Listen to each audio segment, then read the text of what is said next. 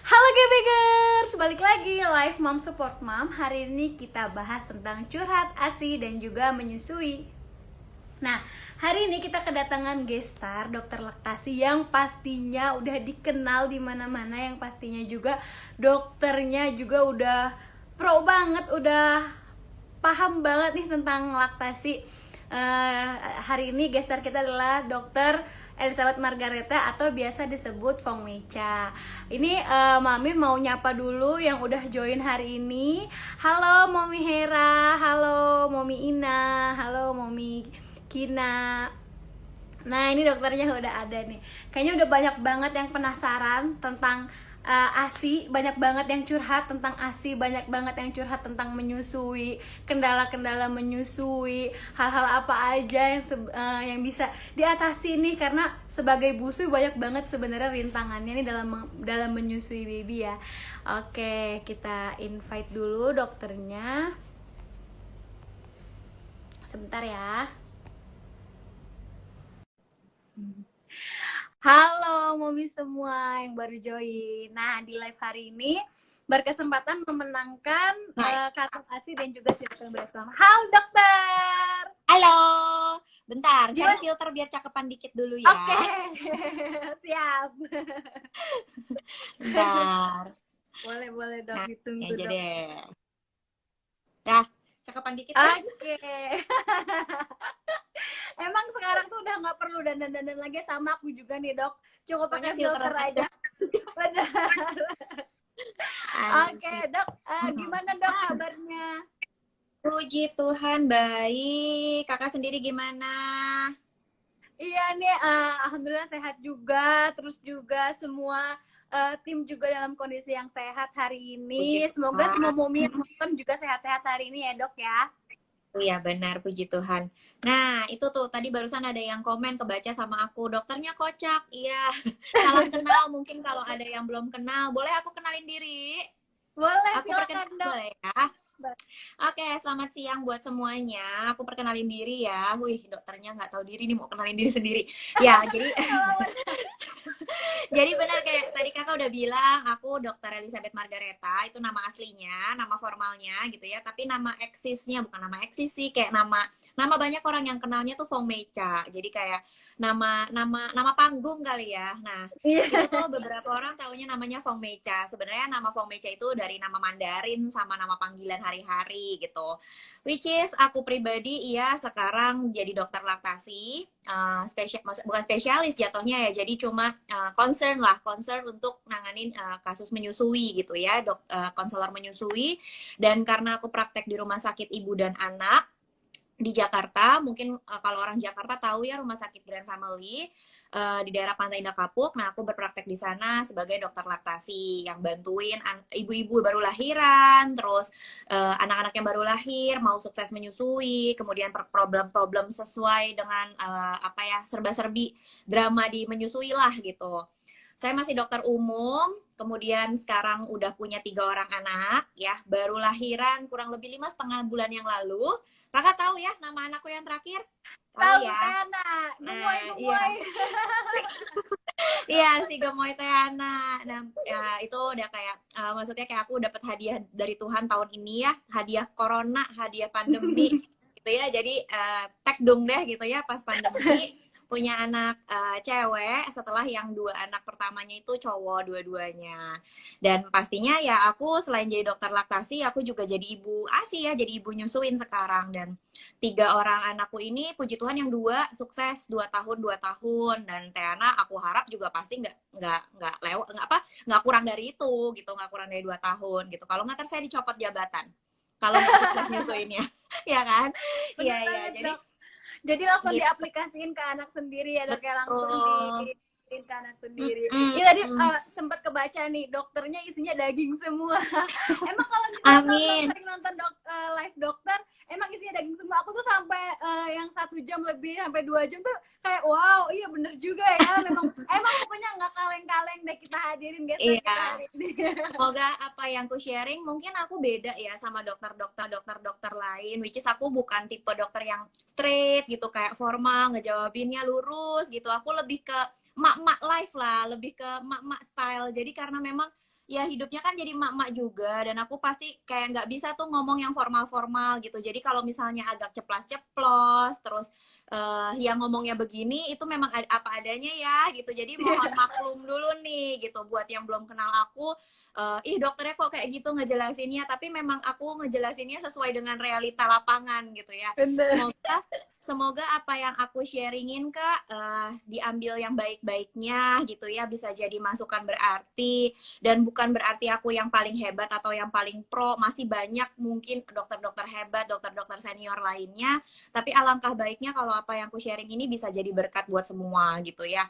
Dan aku mau disclaimer dulu, maksudnya apapun yang aku sharing nanti sifatnya sebagai edukasi tanpa ada mau menyinggung siapapun, tidak mau memojokkan siapapun ya, karena mau kondisinya mungkin yang lagi dengar masih struggling dengan pompa-pompa, which is jadi epping mama, atau struggling dengan mixufor, kalian itu semua mama hebat. Jadi semoga apa yang nanti kita kupas nih, ada tanya-tanya jawab yang bakalan dijawab, terus semuanya itu jangan jadi bawa negatifnya gitu ya. Nanti apa yang aku coba share gitu, siapa tahu bisa diaplikasikan ke hidup kalian. Jadi yang lagi struggling bisa lepas dari itu semua gitu ya. Bener. Jangan malah negatif minded ya, jangan sampai negatif pikirannya. Jadi kalau kalau dengerin ilmu baru jangan baper gitu. Justru diambil Bener. yang positifnya gitu ya. Aku Bener berharap banget.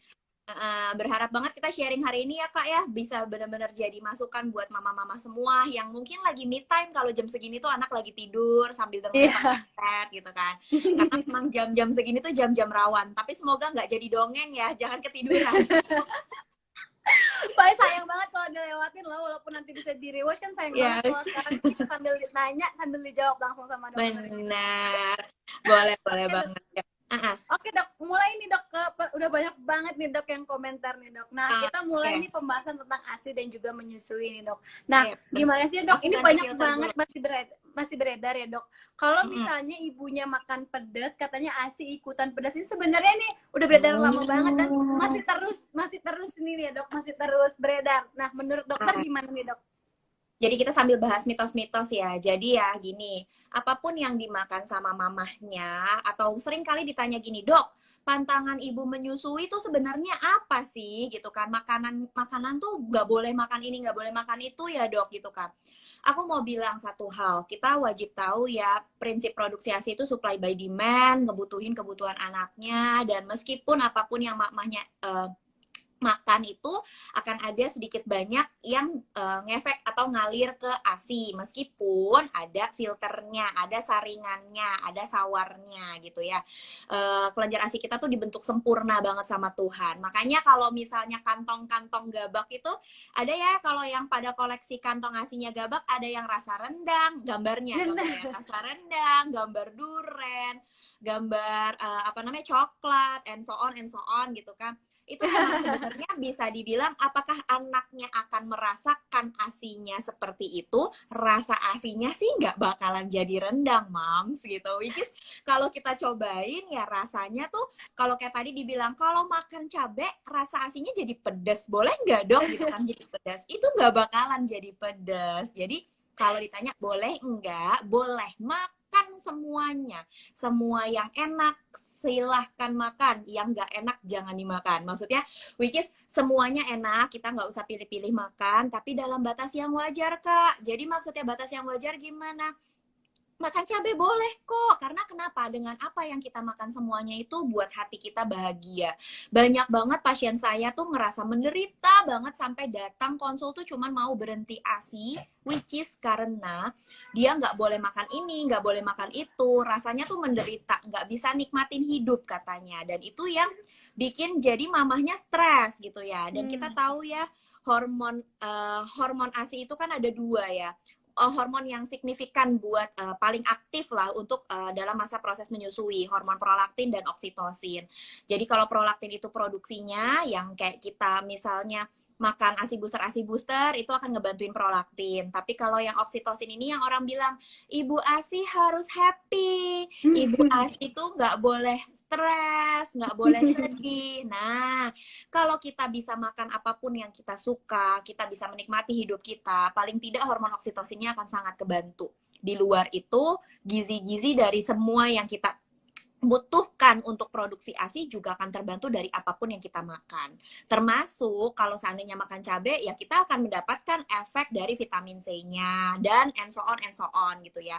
Tapi yang tadi aku bilang dalam batas yang wajar.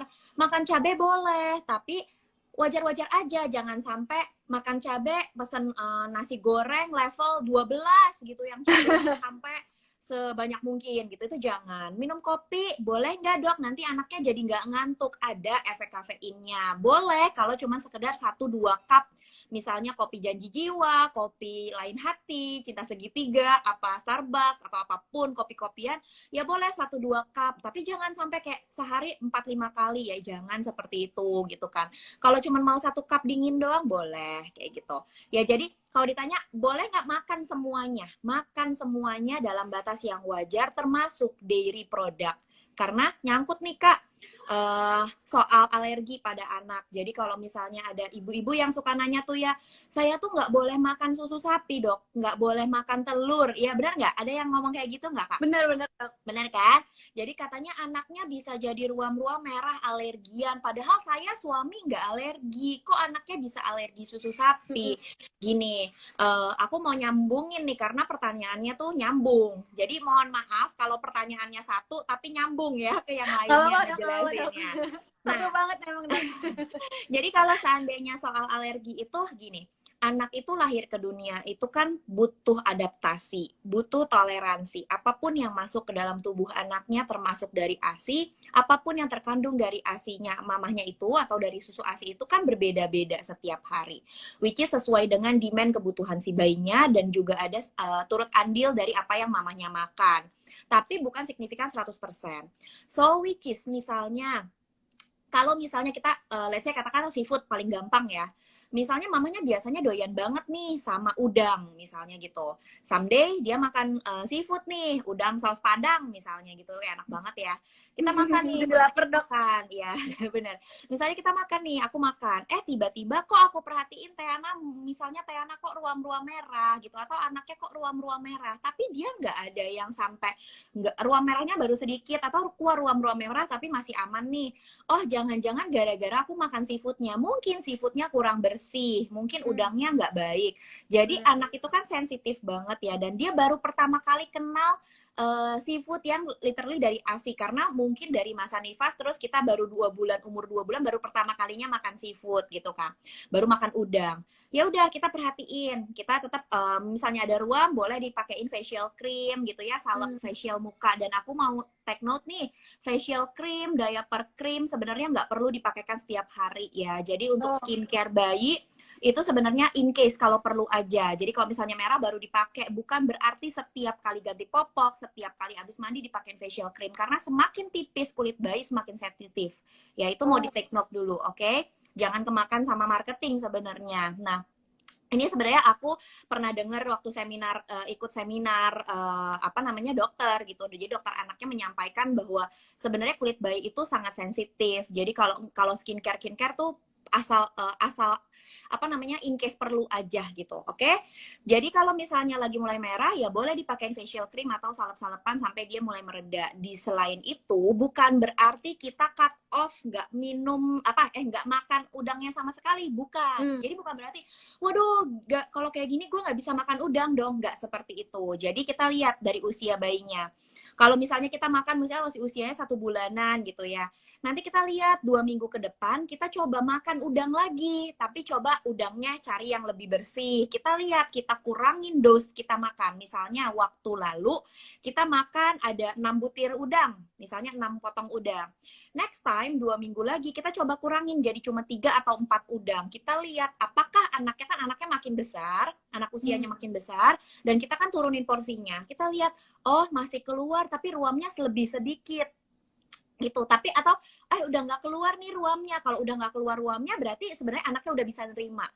Nah, kalau misalnya masih keluar ruamnya, kita lihat lagi, pantau anaknya, next time kita boleh makan lagi, tapi kurangin lagi sedikit. Atau kita tunggu 2 mingguan lagi, kita kurangin lagi. Sekarang udah makin mending nih, berarti sebenarnya anaknya udah mulai adaptasi. Kita boleh coba dari cara seperti itu ya. Tapi beda halnya kalau seandainya alerginya berat banget, misalnya anaknya sampai garuk-garuk, atau rashnya nggak cuma dikit, rashnya banyak banget. Nah, kita boleh pattern tunggu lebih detail, lebih lama gitu kan.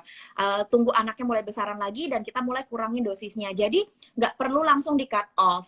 Atau misalnya ada diare, mencret gitu ya, itu juga boleh diperhatikan dulu. Kalau misalnya diare, anaknya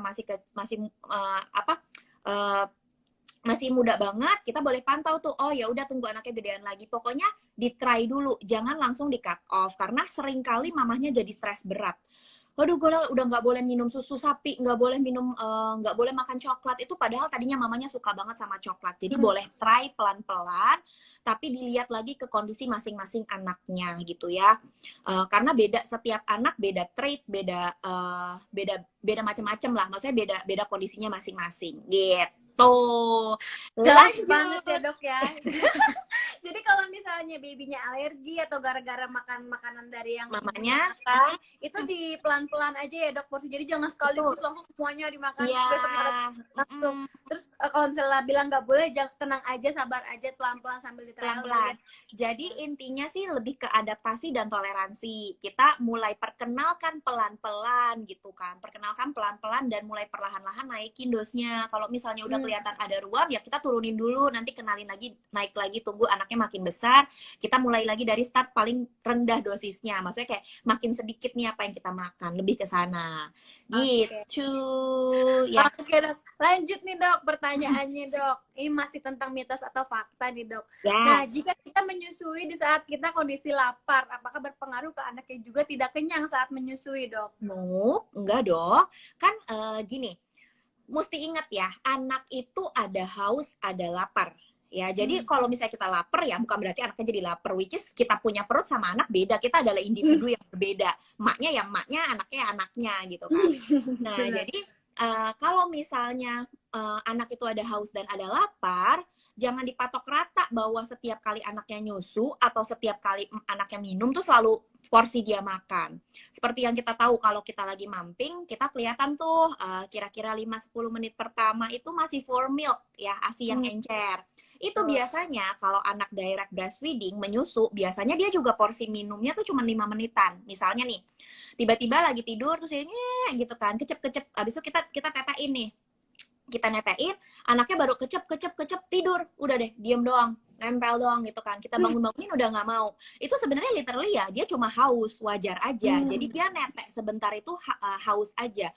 Terus nanti kira-kira setengah jam lagi, anaknya ngek gitu kan, minta lagi. Nah, itu bukan berarti ASI kita sedikit, which is yang orangnya biasa rata-rata mama-mama, lah tadi kan setengah jam yang lalu baru netek, kok sekarang minta lagi? Banyak banget mama-mama yang langsung berpikir, jangan-jangan ASIku nggak ada, jangan-jangan anaknya nggak kenyang, jangan-jangan minumnya cuma sedikit, ASIku sedikit, makanya anaknya cepat lapar. Bukan seperti itu. Jadi perlu diperhatikan, lihat ke anaknya gitu kan. Jadi kalau seandainya anaknya neteknya cuma sebentar, ya which is mungkin dia cuma minum. Sering ya kalau atau orang-orang yang biasa pakai botol. Udah nih, udah panasin 60 cc, diminumnya cuma 20 cc. 40 cc-nya diemin doang karena anaknya udah diketok-ketok juga dia masih tidur. Karena ya dia cuma mau minum gitu. Makanya kalau direct breastfeeding, Tuhan tuh benar-benar udah sediapin tuh. Kalau breastfeeding minum sebentar karena dia cuma butuh for milk-nya aja. That's why dia memang belum porsinya makan. Makanya kalau ditanya anaknya lapar ataukah anaknya haus, ya itu beda lagi ceritanya. Kalau anaknya lapar, dia akan porsi direct breastfeeding-nya lebih lama. Waktunya, durasi direct breastfeeding-nya akan jauh lebih lama. Jadi kalau anaknya neteknya lebih lama, around 10, mungkin sampai 20 menit, atau bahkan sampai setengah jam, ya itu dia dapetin sampai ke hind milk. Nah, hind milk itulah yang dibilang orang dulu katanya nasinya lah, gitu kan. Ada yang dibilang, kiri nasi, kanan air. Bukan begitu ya, Mak? Sama-sama, dua-duanya ada air, ada nasi, ada maksudnya ada for milk, ada hind milk. Bukan berarti tetek kiri nasi, tetek kanan air. Dan itu seringkali bikin kita ibu-ibu baru tuh kecelek. Jadi mikirnya setiap kali nete itu harus pindah langsung kiri kanan dalam satu sesi. Dan itu keliru ya. Kalau mau anaknya dapat porsi yang maksimal, tuntaskan dulu di satu payudara. Karena dengan satu payudara itu anak sebenarnya udah kenyang. Kita dikasih cadangan satu payudara lagi. Jadi please stop berpikir bahwa ASI saya sedikit, ASI saya kurang. Karena Tuhan udah kasih lebih. Kita udah punya tetek satu lagi cadangan dari Tuhan. Dan nggak, kalau mau anaknya kenyang, nggak boleh tuh yang namanya baru 5 menit tetek kiri, pindahin ke tetek kanan. Gitu. Jadi jangan seperti itu. Karena kenapa? Kalau anaknya dalam posisi lapar, dia netek kiri baru dapat encernya doang, baru dapat for milk-nya doang, pindahin ke kanan for milk lagi. Ujung-ujungnya dapat statement nih, Kak. Dok, saya tuh udah netein kiri kanan, anaknya nggak gendut-gendut, gimana caranya gemoy kayak Teana? Ditanya balik, jadi mama neteinnya selalu kiri kanan? Iya dok, pokoknya setiap kali nete itu saya kiri kanan, saya pindah-pindahin. Ya jelas mama, karena yang didapat anaknya for milknya aja, dia nggak dapat porsi yang seharusnya sampai hin milknya.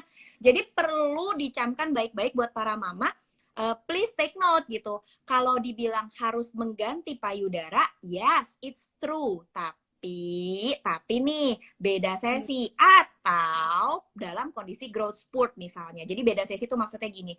Tadi netein yang udah porsi sampai makan ya, maksudnya yang udah sampai 10 20 menit, di atas 10 menit lah, di atas 20 menit udah kenyang sampai anaknya udah selesai, udah lepas, udah tidur atau apapun udah lepas, udah dalam porsi dia kenyang.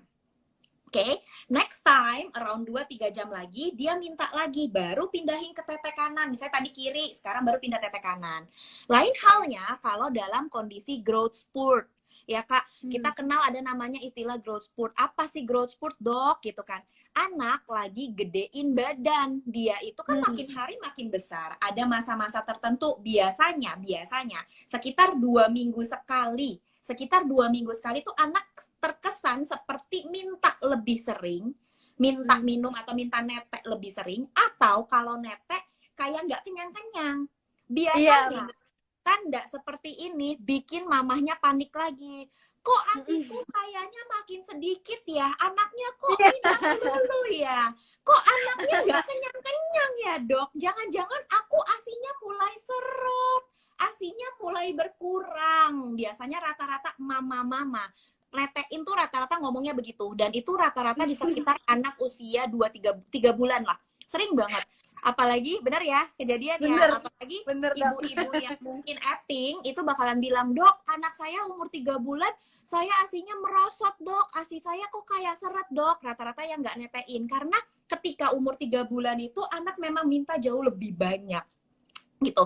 Dan bukan berarti hanya 3 bulan, biasanya kalau baru lahir itu Kak, usia 3 hari, usia 7 hari, usia 10 hari, usia 14 hari, habis itu jeda seminggu, setelah 1 bulan itu jedanya seminggu sampai 2 minggu sekali anaknya gedein badan. Jadi ketika anaknya gedein badan, kitanya mesti aware, mesti kayak legowo kalau anaknya pas lagi masa-masa growth spurt, anaknya tuh minta lebih sering. Sampai-sampai kalau lagi netein sebelah kiri, udah nih netein sebelah kiri, udah sampai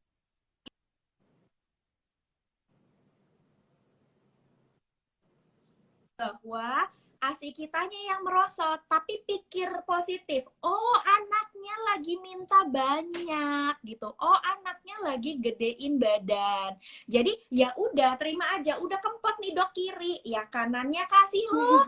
Gitu, itu baru benar. Sampai udah kempes, sampai kempiat, baru anaknya masih marah-marah, boleh ganti ke kanan. Pada masa-masa seperti itu kita need, biasanya kita mesti need positive minded supaya nggak makin merosot stres, panik karena pikirnya anaknya udah mulai kurang ASI, buang jauh-jauh. Dan biasanya waktu peralihan yang growth spurt itu terjadi selama 4 hari, 3-4 hari.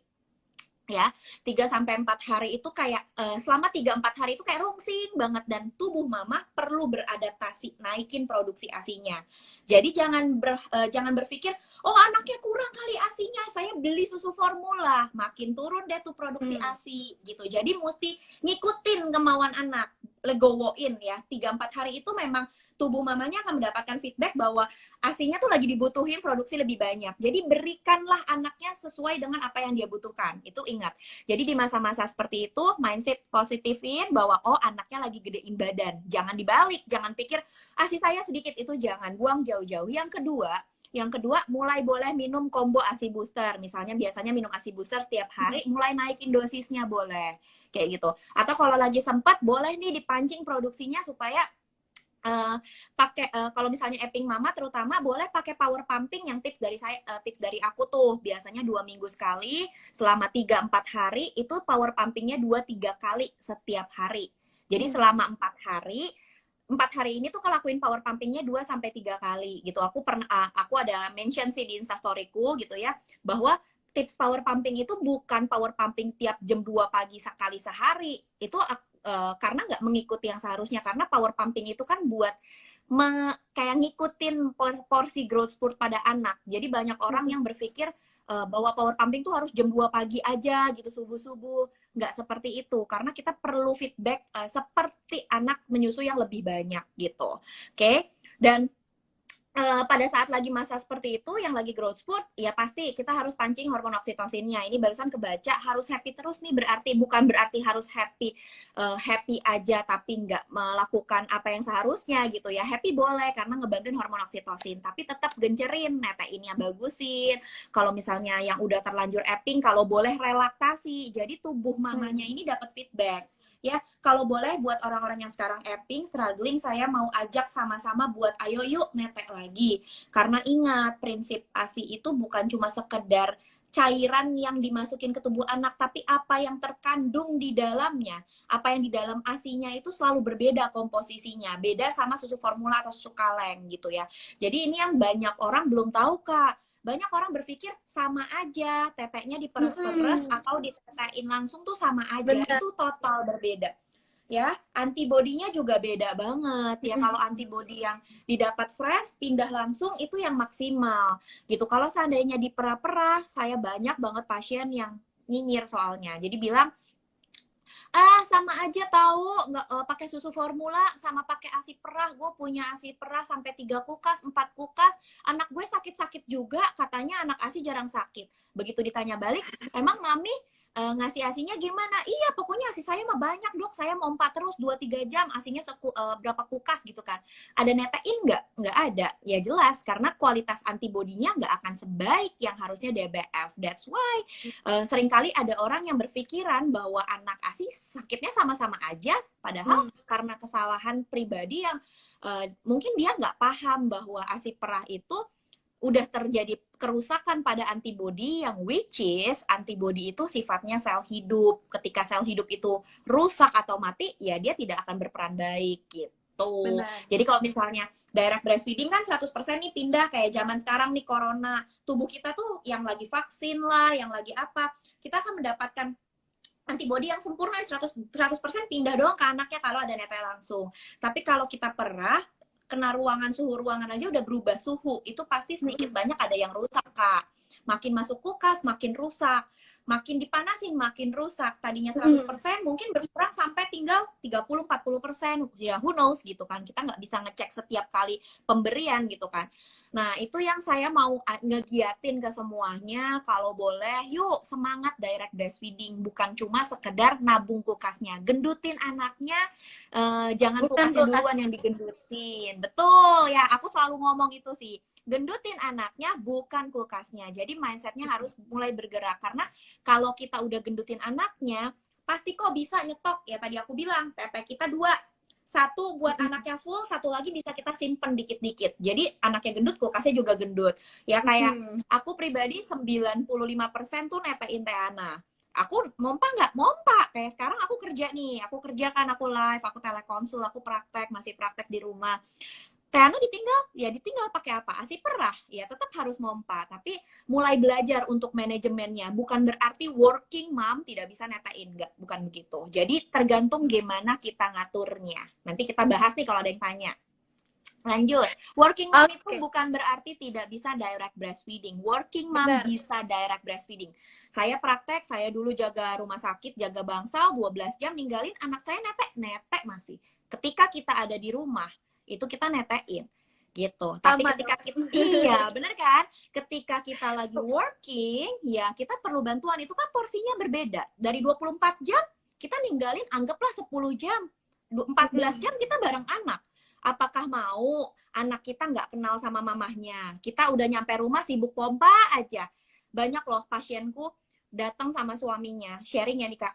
Banyak suaminya sampai datang, "Dok, saya mau berhentiin istri saya ASI. Saya enak liatnya dok, tiap 2 jam urusannya pompa, saya pengen tendang itu pompa." Ada loh beberapa pasien saya ingat banget, sampai sekarang mukanya pun saya ingat.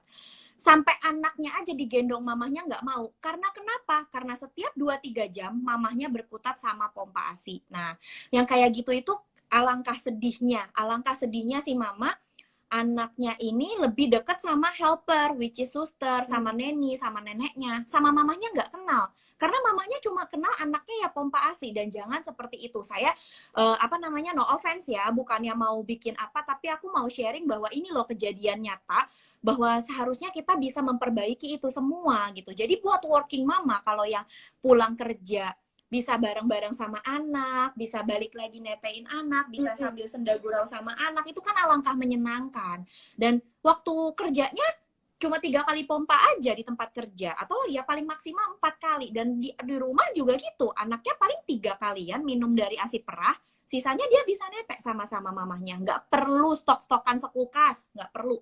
Karena apa yang dihasilkan hari ini kerja, bisa buat besokannya. 3 kali pompa di tempat kerja, 3 kali itu juga yang diberikan pada saat anak pergi. Ya kan 3 kali, sama-sama anak minum 3 kali. Anggapannya cuma seperti itu kok. Nggak perlu stok harus 1 kulkas gitu ya. Benar. Jadi kalau misalnya... Emang juga Kenapa? dari Gabak Indonesia juga dok, ini kita kan ada pompa ASI, kita memang memperuntukkan untuk ibu-ibu bekerja ya dok. Jadi kalau misalnya selagi ada babynya di rumah, itu langsung mainin langsung.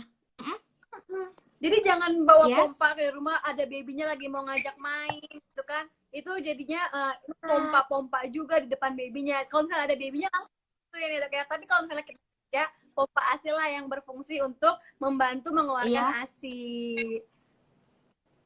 Betul. Jadi ingat prinsipnya, pompa ASI adalah alat bantu, bukan alat pengganti.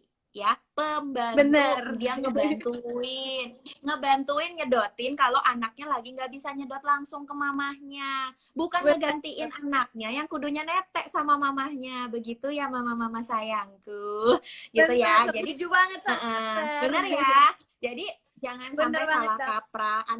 Anak kita itu ya anak kita, bayi kita, bukan mesin pompa. Mesin pompa itu niatnya baik kok buat bantuin, tapi jangan sampai jadi pengganti gitu. Terus buat orang-orang yang mungkin mikir nih, tadi aku baca pengennya sih gitu dok, tapi anaknya nggak mau netek. Nah itu yang tadi aku bilang, kita bisa relaksasi, kita bisa lakukan proses relaksasi, mulai baca-baca, mulai cari informasi relaksasi itu seperti apa. Bukan ujuk-ujuk anaknya udah biasa pakai botol dot, ujuk-ujuk sini ayo mama tahu, mama mau relaksasi, sini netek gitu. Anaknya makin jejeritan ya. Bener ya? Iya, itu namanya pemaksaan. Oke. Ingat prinsip kalau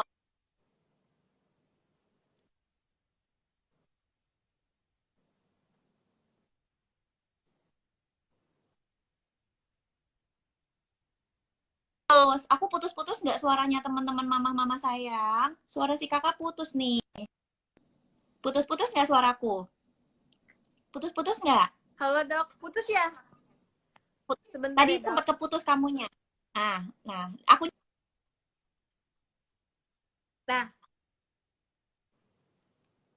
masih keputus ya dok ya? di rumah coba. Masih aman nggak suaraku atau suara kakaknya? Putus-putus. Suaraku? Suaraku? Tes? Masih aman? Masih putus-putus. Bentar, kita lihat dulu Kak. Aku nggak tahu nih sekarang. Udah ya? Oke, udah ya. Oke. Jadi kalau misalnya kalau misalnya dalam kondisi relaksasi itu, anggapannya gini ya, anggapannya nih teteh kita ini istri tua, istri sah gitu ya. Kalau biasa anaknya udah pakai botol, itu tuh kasarnya kayak hidup sama pelakor, ya. Dokter. Iya beneran. Ini istri tua, botol dotnya itu pelakor. Jadi kalau misalnya si botol dotnya itu pelakor, kita buat balikin balik sama istri tua atau istri sah, harus sayang-sayangan lagi, ya. Nggak bisa tuh namanya ujuk-ujuk, ayo sini lu, netek sama gue, gitu kan. Nggak bisa. Karena kita harus sayang balik, harus kita tarik lagi. Gue sayang-sayang dulu, skin to skinnya, harus mulai sering attach sama anaknya, yang biasanya kita cuma berkutat sama pompa, boro-boro mandiin, boro-boro pakai baju. Biasanya ada helper tuh kalau epping-epping mama, karena harus bantuin gitu kan, atau seringan ya udah mompa habis itu ujuk-ujuk repot banget deh gitu kan, kurang bondingnya gitu kan. Nah kalau yang kayak gitu kita mesti naikin bondingnya, mulai sayang-sayangan balik, mulai kalau misalnya ada pakai suster, biasanya mandiinnya suster, pakein baju suster karena kita sibuk mompa, kita mulai balikan. Jadi balikan, sayangin mamahnya, mungkin yang pakein baju, susternya oke lah mandiin, tapi yang pakein baju sambil usap-usap, sambil masas-masas itu mamahnya. Jadi kalau misalnya udah lagi wangi, sayang-sayangan, cium-ciuman dulu, nggak boleh ujuk-ujuk langsung netein. Terus, iya benar, karena sering banget anaknya udah nggak mau dong, marah-marah. Ya iyalah, dia nggak kenal lu siapa gitu kan. Sana aja gitu. Sekarang tiba-tiba gue disuruh tete. Dan sering kali. Muter banget Oh, nih. putus-putus banget ya. Sorry. Masih putus-putus. Nah, putus-putus nggak ya? Semoga Enggak, nggak. Dok. Jadi kalau misalnya kayak gitu kan gemes ya, rasanya tuh kayak aduh nih mama siapa sih nih orang tiba-tiba suruh-suruh netek gitu kan, gue udah asik-asik gitu, karena beda banget netek sama pakai botol tuh, beda banget. Si anak juga tahu mana yang lebih lebih kayak ngenakin dia gitu kan. Padahal berbeda itu yang memang udah Tuhan suruh. Nanti aku akan kupas, tapi kalau misalnya kita udah biasain, nanti dia anaknya udah mulai skin to skin, naikin bondingnya, kita pelan-pelan kenalin. Jangan sampai tunggu anaknya udah marah-marah, terus tiba-tiba datenginnya, seringkali yang kejadian kayak gini Kak, lagi bengkak-bengkak gitu ya kan, selalu tuh misalnya baca dari Google, kalau misalnya lagi bengkak karena udah kebiasaan mompa, dia kan nggak bisa clear semuanya. Biasanya kalau pompa itu sering banget deh kejadian namanya jumbet sini lah, nanti bengkak lah, nanti ada demam lah, mastitis, udah bengkak susah deh dipompa-pompa kagak keluar. Nah, biasanya itu adalah salah satu yang bikin mamahnya langsung panggil anaknya suruh netek. Karena hisapan anak yang bisa ngelancarin. Kenapa hisapan anak bisa ngelancarin? Karena penggunaan 11 otot dan karena hormon oksitosinnya akan rilis ya setiap kali kenyotan anak. Itu kunci utama. Jadi sering banget orang-orang yang biasa mompa baru nyuruh anaknya netek kalau dia lagi bengkak. Kasarnya, lu sakit baru nyari gua. Kalau nggak sakit baru nyari gue. Kalau boleh dibilang sama anak. Nanti makin gede anak, makin tahu. Akhirnya nolak. Ya, aku ceplos-ceplos aja karena memang realitanya seperti itu. Dan itu yang bikin seringkali anaknya jadi semakin menolak menyusu. That's why kita perlu naikin cinta balik, PDKT ulang. Kita udah kayak orang baru, sayang-sayangan lagi gitu, atau balikan lagi gitu. Jadi nggak boleh ujuk-ujuk langsung netein. Kalau relaksasi, step by step. Biasanya proses relaksasi itu tidak berhasil dalam 1-2 hari, nggak segampang itu. Biasanya 3-7 hari. Makanya perlu komitmen, perlu eling, perlu sadar penuh bahwa apa yang kita mau lakukan ini perlu effort dan usaha. Jadi bukan berarti baru cobain sekali 2 kali, udahlah dok, saya nyerah, anaknya bentuk. Iya, bener-bener. Nah, yang kayak gitu-gitu ya udah riset lagi dari nol, dan perlu support penuh ya dari suaminya, dari susternya, dari orang-orang yang memang biasa berhadapan dengan anaknya gitu. Jadi kalau seandainya mau relaksasi, ya udah step by step, mulai sayang-sayangan, mulai lepasin si pelakor ya, pelakornya mulai dijauhin, karena ya namanya kita mau balikan nih, mau balik ke istri tua, pelakornya datang melulu, kapan baliknya ke istri tua? Jadi pelakornya mulai dirubah. Ingat ya, anak kita hidup itu tergantung gimana kita yang ngurus, gimana kita yang ngatur, jangan kebalik. Bukan apa maunya anak yang kita ikutin, karena apapun habit anaknya, mau dia bisa tidur siang, tidur malam, mau apapun kita yang ngatur, kita bisa melatihnya. Maka dari itu pelatihan itu tidak bisa cuma sekali 2 kali, tapi harus benar-benar penuh perhatian gitu. Maksudnya penuh ya effortnya itu yang tadi aku bilang 3-7 hari. Lu coba lakuin dong beberapa kali. Nggak bisa lu ngarepin 2 kali, 3 kali, 4 kali coba, habis itu lu nyerah gitu aja. Ya nggak bisa seperti itu. Apalagi semakin besar usia anak, dia punya habituasi, punya kebiasaan. selama misalnya udah 3 bulan kenalnya botol dot, sekarang baru diajakin nete 3 hari, lu udah sekalang kabut. Ya jelas lah 90 hari banding 3 hari. Harusnya kalau mau cengli itu apa ya? Mau adil. Cengli itu bahasa Mandarin, Iya, bahasa iya, Hokkien. adil. Jadi kalau mau adil-adilan, lu netein 1 bulan, lu kasih botol 1 bulan, lu harusnya bisa punya percobaan selama 1 bulan untuk netein.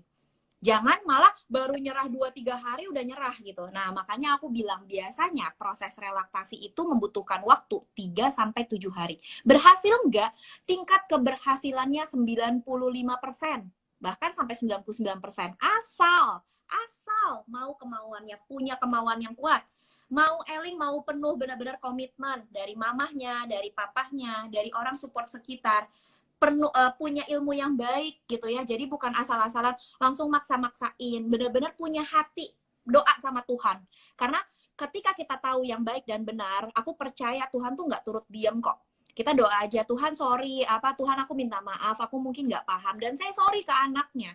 Bukan cuma sekedar asal naikin bonding doang, tapi saya sorry ke anaknya, maafin mamah ya, selama ini mamah kira nggak perlu netein kamu nak, yang penting susunya aja. Hello, kita ini bukan sapi perah, kita ini bukan pabrik susu, kita ibu seutuhnya ibu gitu kan. Jadi sebisa mungkin kalau kita bisa do our best gitu ya, Tuhan pasti lakuin yang terbaik kok. Tuhan pasti bantu kita, Tuhan kasih yang terbaik setelahnya gitu. Tapi ingat lagi, benar-benar kitanya mau sadar penuh gitu.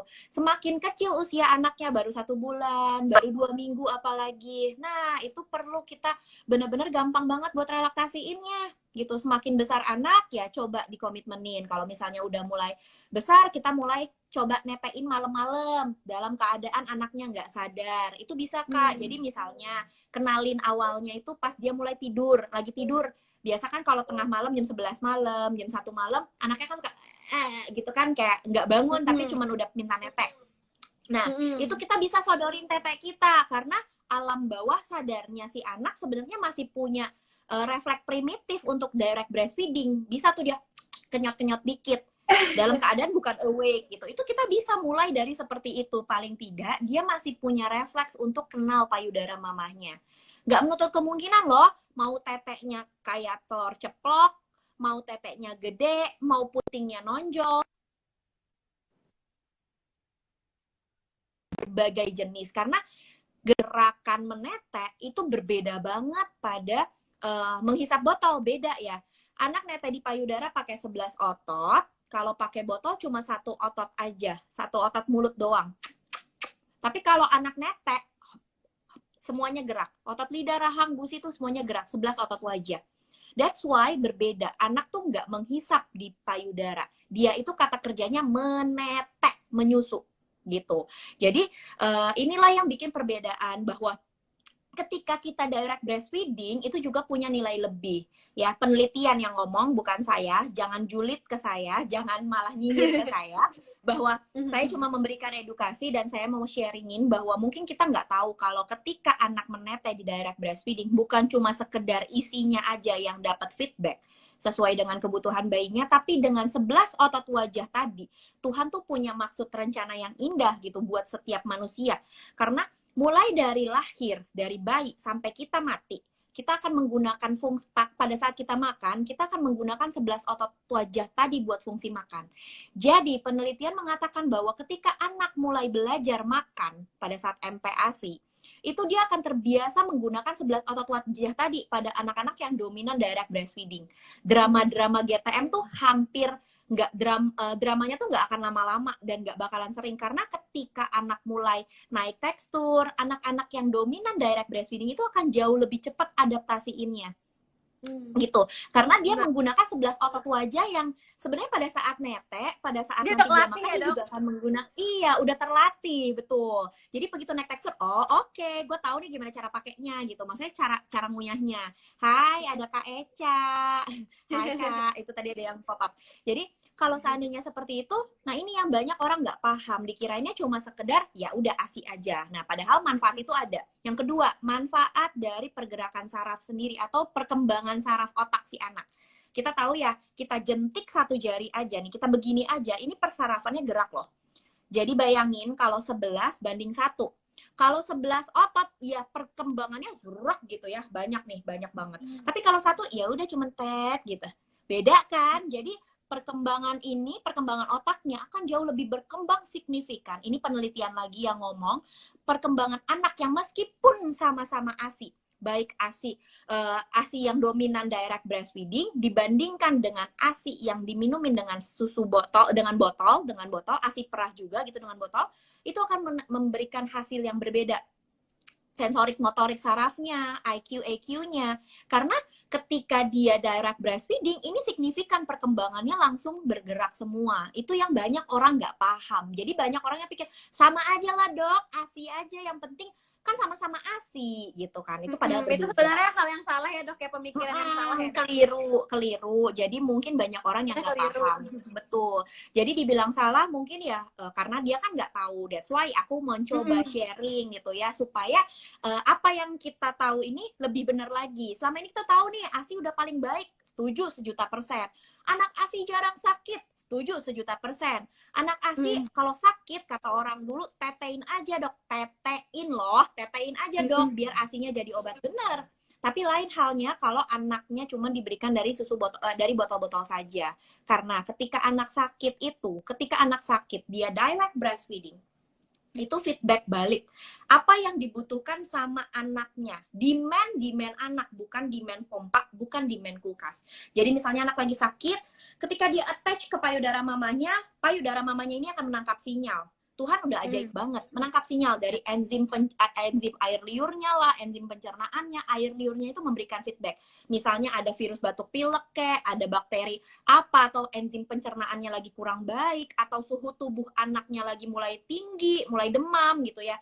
Ketika dia attach payudara mendapat sinyal, anaknya demam nih kayaknya. Oke, dia langsung proses tuh, ASI-nya berubah komposisinya. Apa yang terkandung di dalam ASI-nya itu dibutuhkannya apa, zat-zat apa itu yang dibuat untuk anaknya biar anaknya cepat sembuh. Jadi nggak butuh obat-obatan, karena biasanya udah cepat sembuh karena antibodinya dinaikin lah, imun tubuhnya dimaksimalin lah.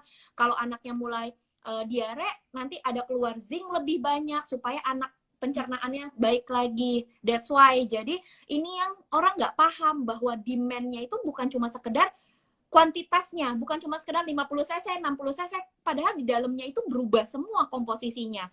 Pagi sama malam beda. Hari ini sama besok beda. Bukan cuma dari apa yang mamahnya makan, tapi demand kebutuhan anaknya. Ya, ini banyak orang nggak tahu. Anak umur 1 minggu dengan anak umur 1 bulan, kebutuhannya berbeda. Apakah dia lemaknya yang butuh lebih banyak? Apakah kalsiumnya yang butuh lebih banyak? Itu berubah day by day. Anak umur 1 bulan, anak umur 3 bulan, itu berbeda. Anak umur 6 bulan, dia mulai kuatin lagi tulang belakangnya buat belajar duduk. Dia butuh kalsium lebih tinggi. Itu akan berbeda. That's why ketika anaknya netek di payudara, feedback didapatkan oleh tubuh mamanya ini. Oh, anaknya sekarang udah usianya butuhnya kalsium yang lebih banyak. Oh, anaknya butuhnya proteinnya yang lebih banyak gitu. Jadi itulah yang kadang orang keliru dan gak paham. Dipikirnya sama aja. Kayak kalau susu formula kan sama ya Kak. Usia 0 sampai 6 bulan. Lemak 30 gram, protein 30 gram. Nanti umur 6 sampai 12 bulan berubah. Gitu. Itu yang berbeda. Jadi ASI kita itu luar biasa update sesuai dengan apa yang dibutuhkan demand-nya anak, bukan kitanya gitu. Jadi kita mulai lebih pintar nih, maksudnya aku mau buka biar kita semua sama-sama lebih melek netek, lebih buka hati, buka pikiran, buka mata, bahwa direct breastfeeding itu sesungguhnya dibutuhkan. Selain daripada itu, nilai tambah buat mamahnya Kak.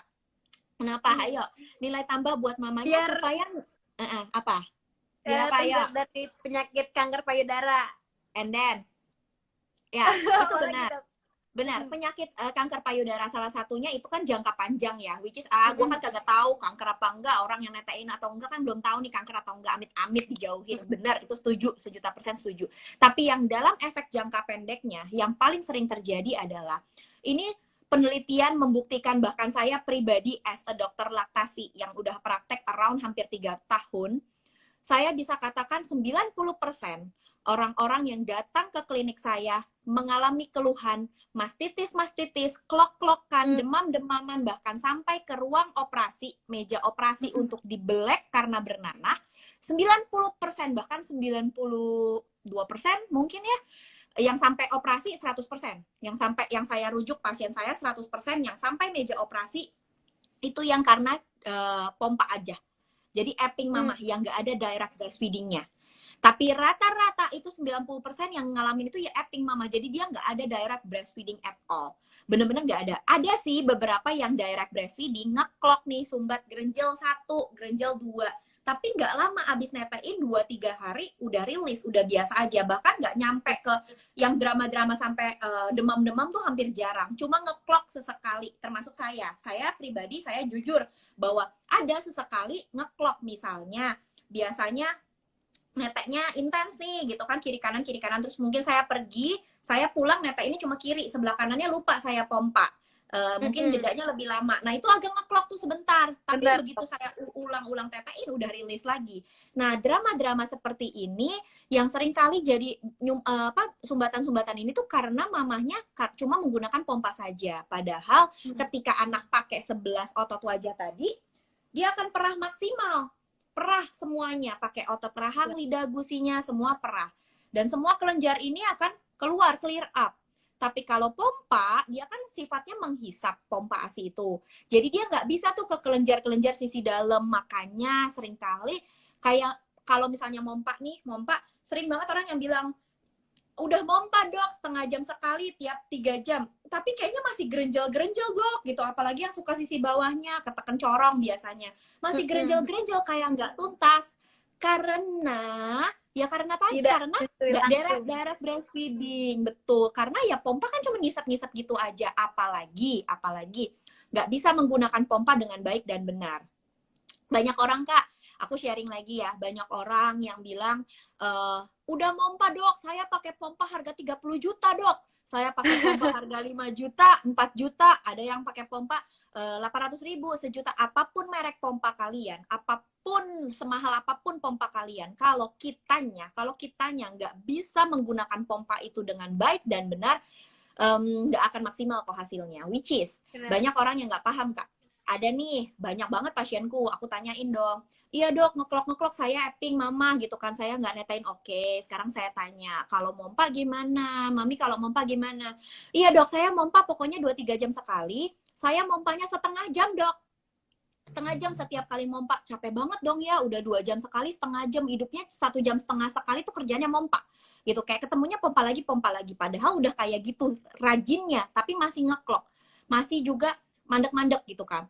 Saya tanya, emang bagaimana cara pakai pompanya? Pakai pompa apa? Sebutlah merek A gitu kan. Iya dok, saya pakai merek ini. Saya saya pompa deh tuh dok. Oke, pompanya pakai ritme yang mana? Pakai menu yang apa? Itu loh dok, yang tedut, yang kayak dibilangnya masas dok. Selama berapa lama masasnya? Sampai selesai dok. Dari awal sampai selesai saya pakainya yang tedut itu aja dok. Udah deh, dapet deh. Oh, jadi cuma pakainya yang ritme masas aja. Iya dok, soalnya kalau diganti dok nggak keluar lagi. Jadi saya cocoknya cuma pakai yang masas saja. Oke, baiklah. Ketemu deh keliru-kelirunya. Paham ya?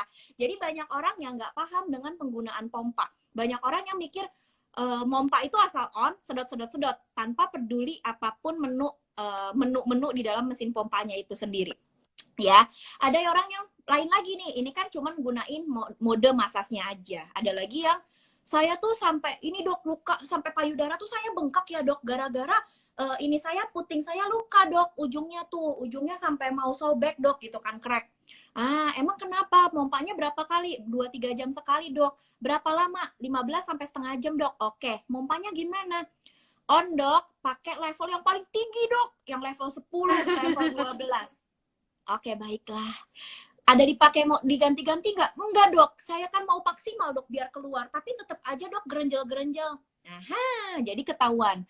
Kalau dari situ itu bisa ketahuan bahwa kita memompa itu bukan cuma sekedar disedot-sedot aja ya, mami-mami, please do the right thing about your breast pumping sebenarnya. Yang pasti signifikan, otomatis harus banget netein, itu yang paling utama. Tapi kalau kalian epping mama, coba deh. Kalau kalian ngerasa kok pompa saya kayak nggak maksimal, kok saya pompa masih gerenjel sana, gerenjel sini, hasilnya ya segitu-segitu aja, tapi kayaknya payudara mas saya masih penuh. Coba perhatiin cara penggunaan pompanya itu udah baik atau belum. Karena Betul. banyak orang yang nggak paham. Pompa itu alat bantu ketika bayi tidak bisa menyusu langsung. Jadi seharusnya menggunakan mesin pompa itu sesuaikan dengan bagaimana cara bayi menetek di payudara. Oke, let's say terakhir saya netek tuh anak saya sekitar umur 1,5 bulan lah dok, 1 bulan gitu kan. Habis itu soalnya saya pakein botol terus, sekarang dia udah mulai lupa netek gitu kan. Oke, coba diinget-inget waktu anak umur 1 bulanan atau 1,5 bulan, atau which is kalian pernah ngerasain anak netek, itu rasanya seperti apa? Anak menetek di payudara tuh nggak cuma kedet-kedet doang sepanjang dia netek, enggak. Dia netek awalnya kedet-kedet pelan, nanti begitu udah mulai keluar yang orang bilangnya ada let down reflex, which is dia ser-ser itu, dia akan mulai glek. Hisapannya akan jauh lebih dalam, kayak glep, glep, glep, lebih dalam. Nah, itu kan akan memelan tapi lebih dalam. Oleh karena itu, ketika menggunakan pompa, selain dari mode massage, rubah ke mode yang mulai suction gitu. Jadi bukan berarti harus mode massage sepanjang netek sepanjang mompanya, atau bukan netein deep suction terus, nggak seperti itu, nggak level yang paling tinggi terus gitu. Mau merek apapun, mau seberapapun harganya, kalau kalian nggak menemukan ritme yang baik dan benar dan tidak mengikuti ritme bayi menyusu, akan tidak maksimal kok ya. Jadi coba deh lihat lagi, manajemennya diperbaiki, dan sangat disarankan balik netek ya, balik netek. Mulai kenalin malam-malam pas lagi jam-jam dia tidur, udah tidur nih, tipsi-tipsi, bukan tipsi, kayak orang nggak sadar gitu kan, dia cuman gitu, sumpel aja neteknya. Dan kalau mau cobain itu, jangan dalam keadaan posisi teteknya kosong. Ya, jadi kalau misalnya mau coba ngenyotin ke anak, jangan dipompa duluan. Kita lihat-lihat nih, oh biasanya jam 10:30 malam, misalnya mungkin kita belum tidur, jadwal kita pompa nih misalnya jam 10 atau jam 11 biasanya kita jadwal pompa. Anak biasanya bangun 11:30. Coba deh tahan dulu, jangan dipompa abis, atau bisa mungkin jangan langsung dipompain gitu kan. Nunggu kira-kira nih anaknya bangun gitu kan. Sumpel, biar dia kenyot, dia dapet alam bawah sadar dia tuh akan ke-trigger lagi bahwa dia tuh sebenarnya anak refleks primitif ya gitu, maksudnya refleks bawaan gitu, bahwa anak itu kan bisa menetek. Jadi kita mulai kenalin lagi tetek kita gitu, dalam keadaan jangan kosong. Kalau dia udah kenyot, emaknya udah habis ngompa, ya marah lagi, dia bangun udah tuh makin nolak. Jadi cobalah pelan-pelan ya gitu. Semoga penjelasanku lumayan ngebantu. Ngebantu banget dok. Udah, kita ngebantu udahan banget. sampai jam berapa durasinya? Kalau aku pribadi, aku spare time setiap kali IG live itu 2 jam. Spare time, tapi nggak tahu dari Gabak. Kalau dari Gebek sendiri, aku nggak tahu nih dari Gabak, dari Gebek sendiri punya durasi berapa lama. Tapi kalau aku setiap kali diundang untuk IG live, aku spare waktu pasti 2 jam kok. Jadi tenang aja, ya. Oke. Nggak usah takut sama aku. Emang kalau dari Gebek Indonesia emang 1 jam nih dok. Cuma ini pertanyaan banyak banget. Kita boleh satu pertanyaan lagi ya dok ya? Lanjut, aku mah nggak apa-apa.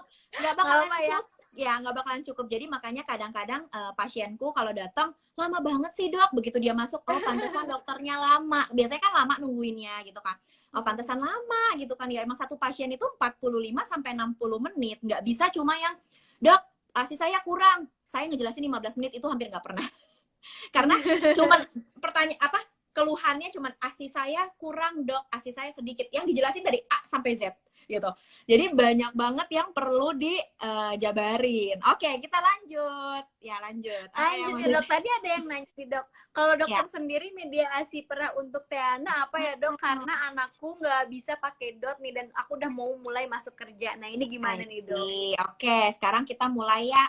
Aku mulai kasih insight buat working mama ya. Jadi working mama itu prinsip tadi, ingat kalau tadi pompa ASI adalah alat bantu yang ngisepin yang mengeluarkan ASI dari payudara si mama gitu ya, saat anaknya nggak bisa ngeluarin. Sekarang pergantian, ketika mamahnya lagi nggak bisa netein, si anak dapatnya dari mana? Harus minum ASI perah.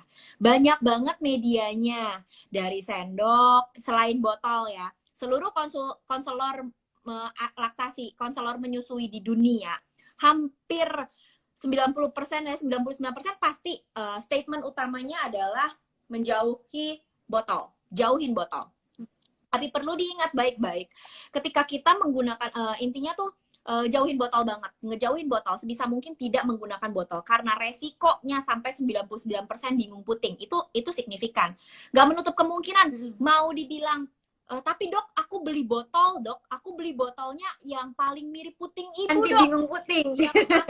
Anti bingung puting, dok. Pokoknya udah paling mahal, dok. Atau aku pakai yang anti kolik, pokoknya anti ortodontik, apalah, pokoknya semua statement marketing dari tukang botol, ya. Aku mau bilang gitu. Jadi itu cuma statement marketing, tapi ingat lagi prinsipnya. Ketika anak menggunakan botol, dia cuma pakai satu otot mulut aja, ya satu otot. Tapi kalau pakai tete, netein langsung, dia pakai 11. Dari prinsip cara kerjanya aja udah berbeda. Ditambah perbedaan dari jenis botol, puting aja udah berbeda. Puting teksturnya mah kulit, ya. Kalau botol mah teksturnya karet, gitu kan. Itu udah beda. Bentuknya aja udah beda. Kalau kagak percaya, cus sekarang yang punya botol di rumah ngaca. Ambil kaca nih depan, kita buka tete. Tempelin bebarengan, ya. Cari yang paling mirip, kasih foto ke saya kasih hadiah. Beneran. Saya kasih hadiah. Kalau mirip begitu ya, anti puting, paling mirip puting ibu, kasih DM ke saya kasih hadiah dah. Saya ikoyan ya. Beneran, itu gak bakalan pernah. Atau kasih lihat ke suami, puting gue mirip gak sama botol yang ini? Atau kalau lagi belanja botol, cariin dong tetek mana yang mirip, botol mana yang mirip tetek gue. Botol gitu. mana? Terus suami, ya, botol susunya yang mana? Botol susu mana? Cariin yang mirip tetek. Jadi jangan kemakan sama marketing, oke? Nah, kalau misalnya kayak gitu, media ASI perahnya bisa apa? Tuhan tuh udah nyiptain kan tadi 11 otot. Dia itu akan bisa pinter makan ya.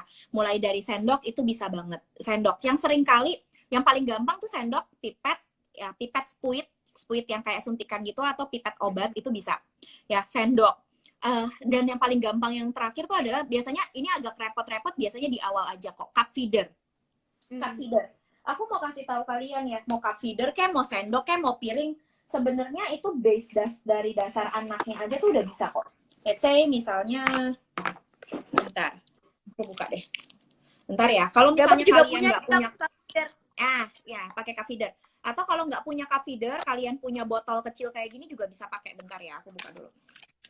Kalau mau pakai botol apapun lah, intinya media apapun, mau gelas kayak mau mangkok kayak, anak itu kalau minum dari botol cup feeder ini, ya bukan kita glegokin.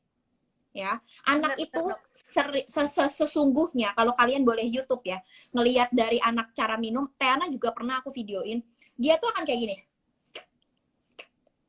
Dia akan keluarin lidahnya, asinya nih ada nih, dia akan tarik pakai mulutnya. Kalau kalian tahu kucing minum susu tuh persis kayak bayi minum susu kayak gitu. Kalau di piring juga dia seruput, bukan digleg-glegin atau bukan kita tumplekin. Dan dia akan seruput pelan-pelan gitu ya. Itu yang pertama. Yang kedua, kalau seandainya pakai sendok, sering kali orang bilang, aduh dok pakai sendok tuh tumpah-tumpah dok, aduh tumpah kemana-mana dah, dia belepetan kemana-mana, sayang kan ASI saya udah setengah mati, mompa meres-meres gitu kan, pakai sendok repot gitu kan. Sebenarnya pakai sendok itu ingat aja, nanti kalian begitu MP ASI juga akan ngelatih anak pakai sendok guys. Ya, mama sayangan. Jadi kalau seandainya kita ngelatih mulai dari minum susu, ya kita ngelatihnya berapa kali ya? Lebih dari 21 kali untuk jadi habituasi atau jadi kebiasaan. Jadi bukan berarti nyobain 1-2 kali anak pinter. Hello, anak bukan robot yang disetting begitu saja. Anak perlu belajar, ya. Jadi buang jauh-jauh kalau anak sekali disendokin langsung bisa. Bedanya kalau botol aja sebenarnya anak tuh belajar loh. Buat pakai botol tuh anak belajar. Nggak literally yang langsung pinter. Cuma bedanya botol itu kan ketutup, jadi nggak belebetan kemana-mana. Emaknya tuh lebih legowo gitu, maksudnya kayak asik-asik gue nggak ketumpah-tumpah, karena ngelihatnya kayak gitu aja. Padahal penggunaan botol aja tuh sebenarnya anak belajar di awal-awal, nggak langsung literally langsung pinter. Bedanya kalau anak udah dikenalin botol dari lahir, yang dia hafal akan belajar pertamanya itu. Oke, gue di rumah sakit dibelajarin kasih makannya pakai botol. Oh, begini cara gue makan, kata si anak. Oh begini nyedotnya, ya dia nyedotnya belajar pakai botol dot. Ketika dia belajar netek, dia yang jadi belajarnya belajar netek.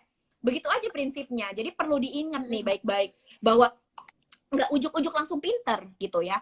Oke, kalau seandainya mau pakai sendok, kita kan belajarinnya kayak anak mau mulai makan. Kita kalau anak belajar mulai makan nih nanti ya, anak tuh nggak langsung glegek gitu, nggak. Dia akan begini,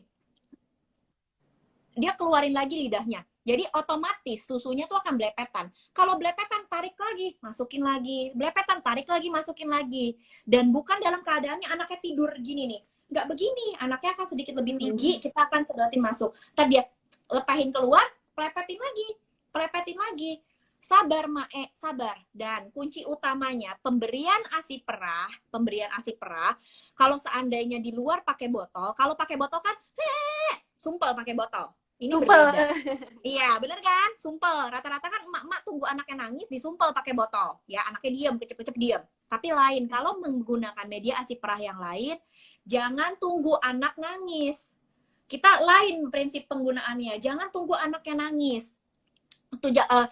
Jadi kalau seandainya anaknya dalam, dan bukan dalam keadaan anaknya tidur. Biasanya anak tidur, sumpel botol. Kalau ini nggak bisa, anaknya merem, kita Gebek bisa. Lifestyle Solution. Dalam keadaan anaknya awake, kan setiap anak pasti melek tuh, ada waktu meleknya. Meskipun dari newborn kan ada waktu meleknya. Kira-kira 20 menit kah, setengah jam dia ada waktu melek. Dan waktu melek itulah yang kita latih. Ini loh nak, waktu makannya kamu, which is dari ASI. Jadi ya udah, begitu dia lagi melek, kita sambil nyanyi-nyanyi kek, lagu Cocomelon kek, lagu Baby Shark dudu-dudu kek, apa aja. Pokoknya kita sambil, dia kan lagi melek-melek gitu kan. Ya kita sendokin pelan-pelan. Dan nggak usah patokan, harus 100 cc habis sekejap gitu ya, enggak.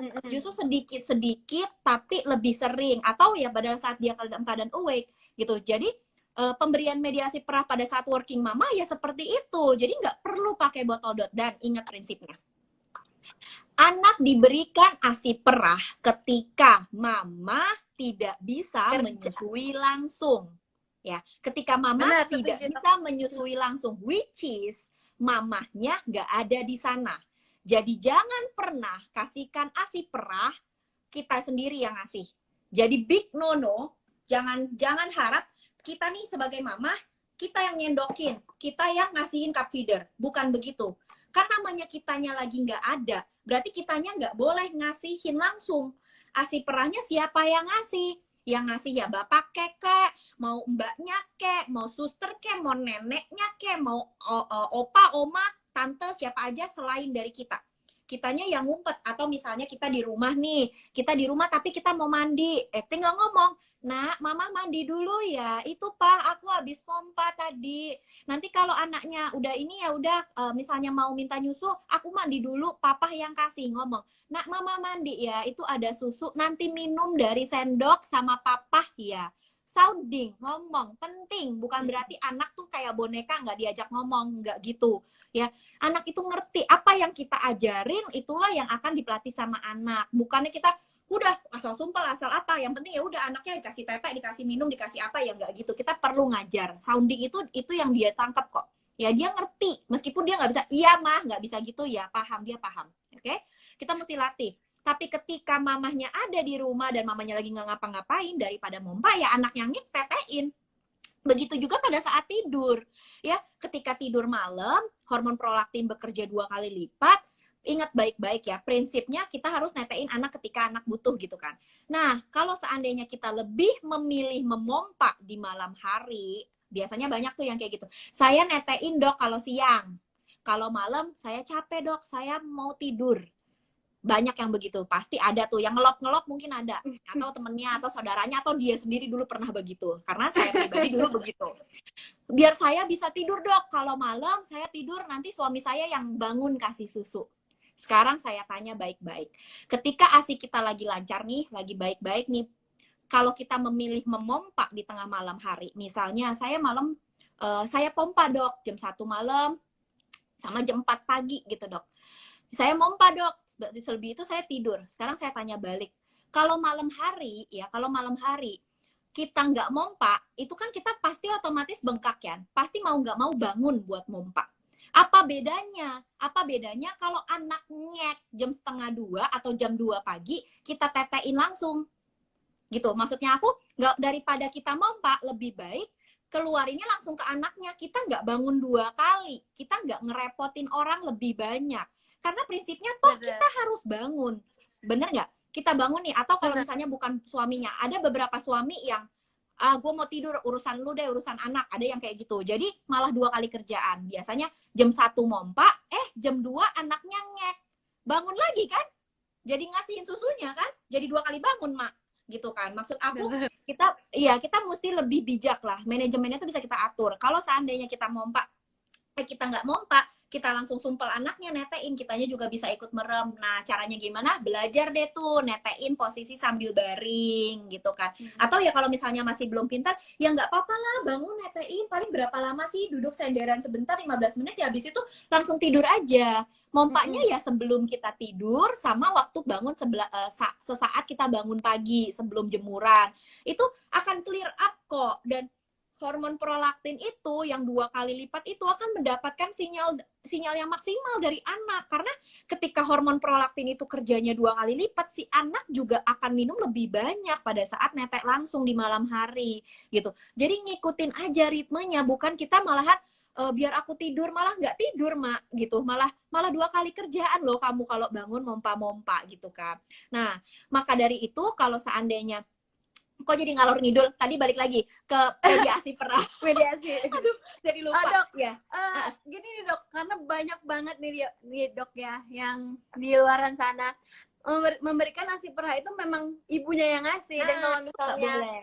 nah bener dok, jadi jangan menormalize sesuatu yang salah ya dok ya, karena gimana ya, kita kan udah ngasih edukasi itu udah sesuai ya dok ya, cuma kadang biasa ibu-ibu udah nggak apa-apa lah nih, minum aja nih, minum, jadi tolong tetenya dipakai ya dok ya. Tolong katanya dipakai, benar. Tolong katanya dipakai. Kita jeplak-jeplok aja, maksudnya ya dengan open minded ya. Jadi siapapun yang dengar ini, no offense, kita bukannya mau nyinggung siapapun, tapi sifatnya edukasi. Jadi kita berharap apa yang di-share hari ini, iya maaf ya gue kagak tahu, atau iya ya aku keliru ternyata loh, ternyata pantesan aja anaknya marah-marah. Biasanya tuh kalau yang marah-marah dikasih ASI perah atau disendokin, udah ya udah drama deh. Makanya ujungnya botol lagi karena keliru pemberiannya itu. Pertama, tunggu anaknya nangis, tunggu anaknya minta. Nah, kalau seandainya mau ngasih pakai sendok atau ngasih pakai pakai cup feeder gitu ya, selain pakai botol dot, itu bisa kayak gitu. Dan tenang, kalau anaknya udah semakin besar, biasanya usia dia 8 bulan,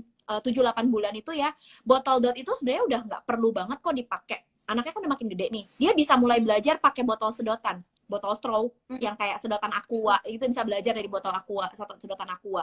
Jadi kita bisa kasih ASI perahnya tuh dari sana. Jadi nggak ketergantungan sama ngempeng botol dot gitu. Jadi kita mulai belajar lebih banyak deh, cari ilmu lebih banyak bahwa nggak melulu kok susu ASI atau ASI itu diminuminnya pakai botol dot. Atau yang mungkin masih struggling sama sufor, kita mulai lepasin pelakor dot tadi, yang nipple tits tadi itu, si pelakor tadi itu, dari pakai media yang lain gitu, mulai kenalin sendok, mulai kenalin botol dot. Kalau anaknya udah gede, suruh kita misalnya pergi atau kita lihat-lihat gambar, kamu suka yang mana nak gitu, suka botol yang warna apa, gambar Shaka, gambar dinosaurus kah, gambar unicorn, atau apa tuh anaknya yang bisa pilih gitu. Kalau anaknya udah mulai gedean, jadi kita mulai latih pakai botol sedotan, itu bisa. Jadi banyak media kok selain dot empeng gitu tuh, banyak media. Dan kalau tadi aku bilang kalau malam-malam itu refleks primitif dari anak itu bisa, ya coba aja kalau malam-malam coba deh netein, siapa tahu mulai bisa. Kan kadang orang-orang bilang udah kebiasaan dok, kalau siang kan selalu pakai botol, jadi malam ya kita pakai botol. Nah sekarang coba pelan-pelan ganti, kalau tengah malam itu coba sumpel nenen, jangan dikempesin dulu nenennya. Jadi coba lihat-lihat waktu timing anaknya netek tuh jam berapa biasanya, atau minta susu tuh jam berapa, sumpel aja pakai tetek gitu. Biasanya kalau yang udah kebiasaan epping, yang teteknya mungkin agak datar, biasanya udah mulai munjung tuh, karena udah kebiasaan disedotin sama corong pompa kan. Jadi coba aja, dilatih aja gitu. Ya. Jelas banget dok, dan ini bener-bener live gabak terlama karena dokternya memang ini banget, keren banget. Ya, jadi ini banyak banget yang komen, banyak. Penjelasannya oke banget, sampai nggak berasa sampai kayak di kuliah. Kayak kuliah ya, tapi semoga kuliahnya nggak ngantukin ya, semoga melek-melek semua gitu. Jadi aku memang orangnya bawel banget, dan sebenarnya kayak manajemen kerja ini juga tinggal ngikutin aja kok ritme ritme anaknya. Jadi misalnya, dok aku tuh sebulan lagi bakalan kerja dok. Ya puji Tuhan, ambil positif ya kondisi lagi sekarang, dan puji Tuhan sebagian besar orang work from home gitu kan. Puji Tuhan banget untuk orang-orang yang work from home, kalian punya nilai lebih, nilai tambah, bahwa Tuhan izinkan kalian buat bisa menyusui. Misalnya lagi nggak meeting atau lagi meeting bisa off cam sebentar, ya izin sebentar off cam, netein, itu kan bisa. Anaknya langsung kasih keluar lagi, itu bisa banget. Atau kalau yang memang seharusnya work from office, kayak kakak datang nih ke office gabak gitu kan, office gabak di rumah, mau nggak mau pakai ASI perah, ya udah jam anak nyusu di rumah itu yang kita ikutin. Kita mulai catat nih dari sebulan before, nggak perlu nyetok sampai lebay kok. Kita nih kalau misalnya ada direct breastfeeding kayak aku ya, aku mompa itu yang wajib, bukan wajib sih sebenarnya, menurut aku yang alangkah baiknya kalau kita yang direct breastfeeding lebih dominan, ada memompa tuh di malam hari before kita tidur, kita nyiapin tempat. Jadi tetek nih, kita siapin tempat before kita tidur, kita mompa, clear up dulu semuanya. Tapi in case anaknya udah kenyang duluan, anaknya tidur, terus kita misalnya jam 12 malam abis drama Korea, abis nonton Kim Seon Ho, si Hometown Cha-Cha misalnya ya, abis nonton Kim Seon Ho, aku mau tidur kan, sebelum aku tidur atau sambil nonton ya aku mompa. Yang penting kan anakku udah netek gitu kan, aku mompa. Hasil pompanya itu aku masukin kulkas, itu simpenan aku. Jadi setiap malam itu aku nyimpen, oke? Nah, kalau udah aku tidur tuh sepanjang malam, misalnya jam 2, jam 3 Teana netek, ya tetek. Nanti next time jam 5 ganti tetek supaya nggak bengkak. Jadi misalnya sekarang netek jam setengah 3 atau jam 2 itu netek kiri, nanti begitu ngek yang berikutnya jam 4, jam 5 netein kanan. Jadi nggak bengkak tuh payudara, oke? Kan tadi udah di clear up, makanya itu penting clear up ya. Clear up di sebelum tidur. Pagi-pagi kan hormon prolaktin kerja 2 kali lipat. Pagi-pagi let's say bangun, mungkin mama zaman sekarang bangun agak siang ya, katakanlah kayak aku mungkin sekitar jam 7-an gitu baru bangun.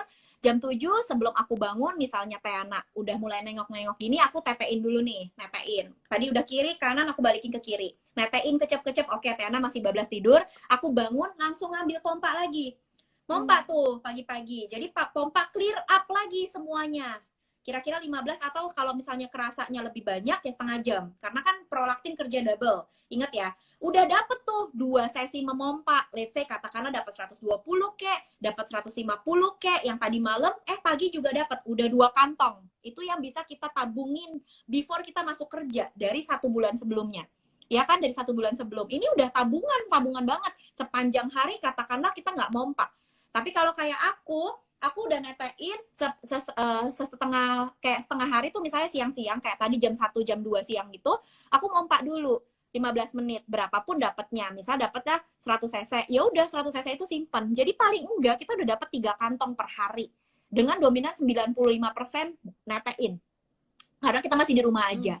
Itu kalau manajemen di luar pada saat kita ninggalin anak kan, enggak, kita masih di rumah kan, anaknya ada, tapi anaknya tetap kenyang tuh, karena itu kita lebihannya itu loh, kita ekstra, oke?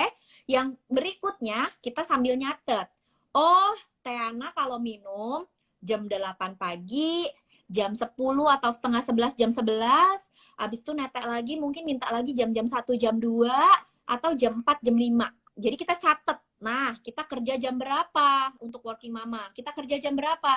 Let's say kita kerja jam 9. Ya, kita kerja sampai kantor harus jam 9.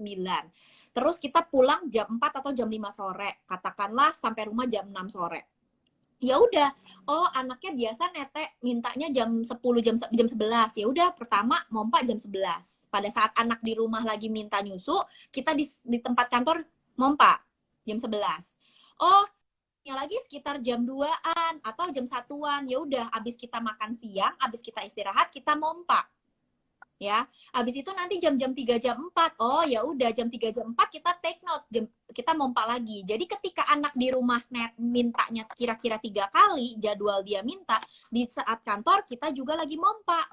Gitu, jadi nggak kalang kabut, tenang aja. Yang kita anaknya minta 3 kali ya kita di kantor 3 kali, dan itu sebenarnya yang bisa kita kasih. Hari ini kita pompa ya buat jadwal dia minum besok kok. Jadi nggak perlu stok banyak-banyak. Padahal lebih dari itu sebelum kita berangkat kerja kan udah dapet tabungan yang malam sama pagi. Udah, nggak usah pusing kok. Working mom itu nggak harus membuat kalian kita itu tuh lepas dari anak tuh, enggak. Bukan berarti kita harus nggak bisa netek lagi tuh, enggak. Nanti kalau udah pulang nyampe rumah nih, misalnya jam 4 tadi terakhir mompa, kita nyampe rumah jam 6 sore ya. payudara udah mulai agak kencang-kencang dikit, biasanya tuh udah mulai kencang, jangan mompa. Nyampe rumah langsung lepas cuci tangan, mandi ke kamar mandi. Kalau ngerasa agak mulai kencang, peres-peres teteknya pas lagi mandi, lemesin say gitu ya, dilemesin tuh teteknya. Nah, kalau udah selesai bersih, anak mama, ayo tenan nenen, langsung tenan nenen ngenyotin dua-duanya. Masih agak penuh, baru ambil pompanya, clear up, ya. Baru ambil pompanya, clear up. Sisaan lebihnya simpen lagi.